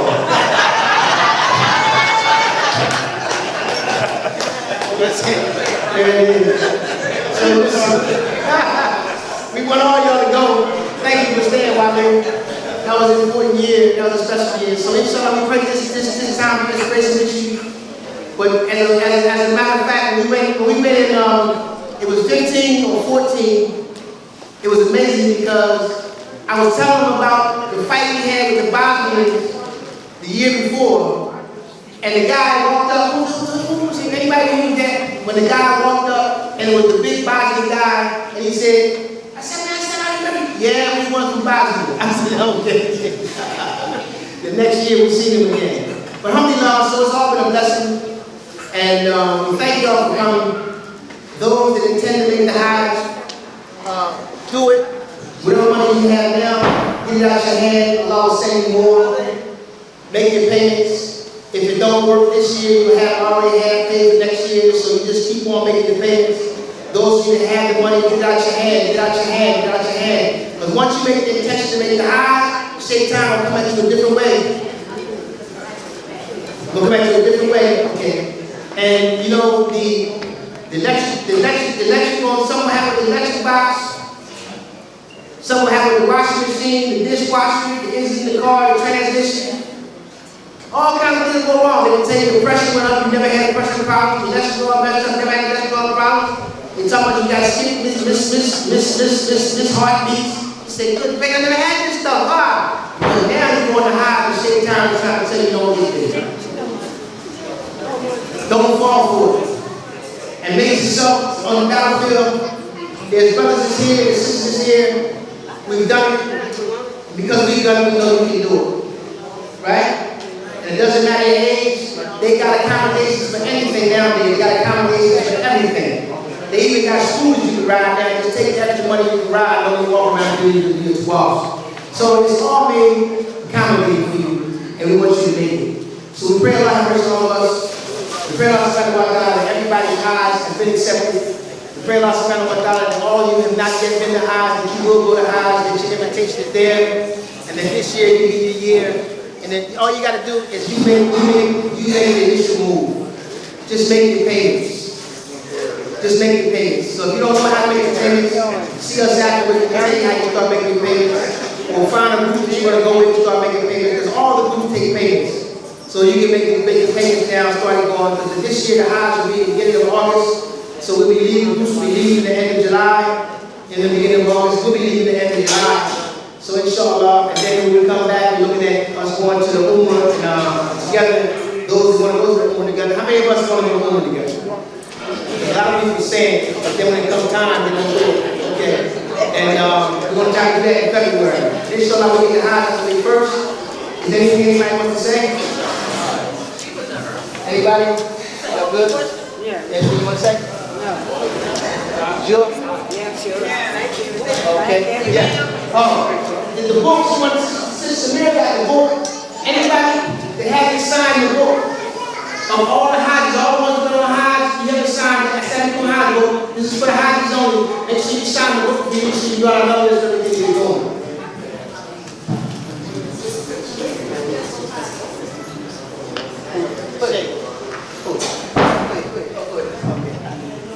When I said to everyone that Ma'am Cherie took care of us, there was an incident in which a sheikh disrespected the sisters. And I was there, I was present, my sisters from Texas. And what happened was I was so taken aback by it when I was in Hajj. And I kept saying, you cannot let that go. You cannot simply ignore that.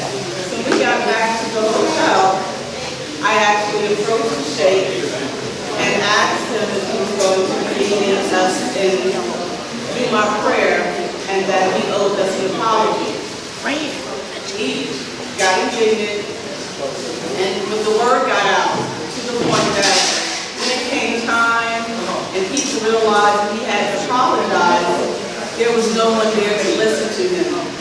And so when he realized that he needed to listen to the people, he did offer an apology to us later on that day. But at that point, he had lost his standing so quickly.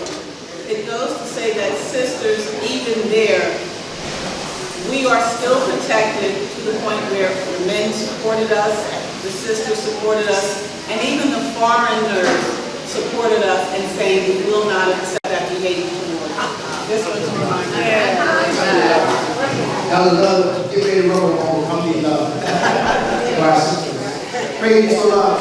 So inshallah, next year we'll do it again. For the group that's going this year, inshallah, we'll bring ourselves back together and give motivation to all those who are going. May Allah make it easy for all of you that are going this year. Inshallah, and make sure it's grown because going to Hajj, it don't start when you get there, it starts when you're here. And so you start to struggle, make it hard, make it be diligent. Because it starts here, Hajj when you struggle, but it doesn't start when you get there, it starts when you're here. So inshallah, you can all make it easy. Let us close out. Old language is kind of like this, and I'm here. For us, putting down some of the push, I think I'm a little humblest, sorry, Hati. What's also the, what's also the, sorry, and me.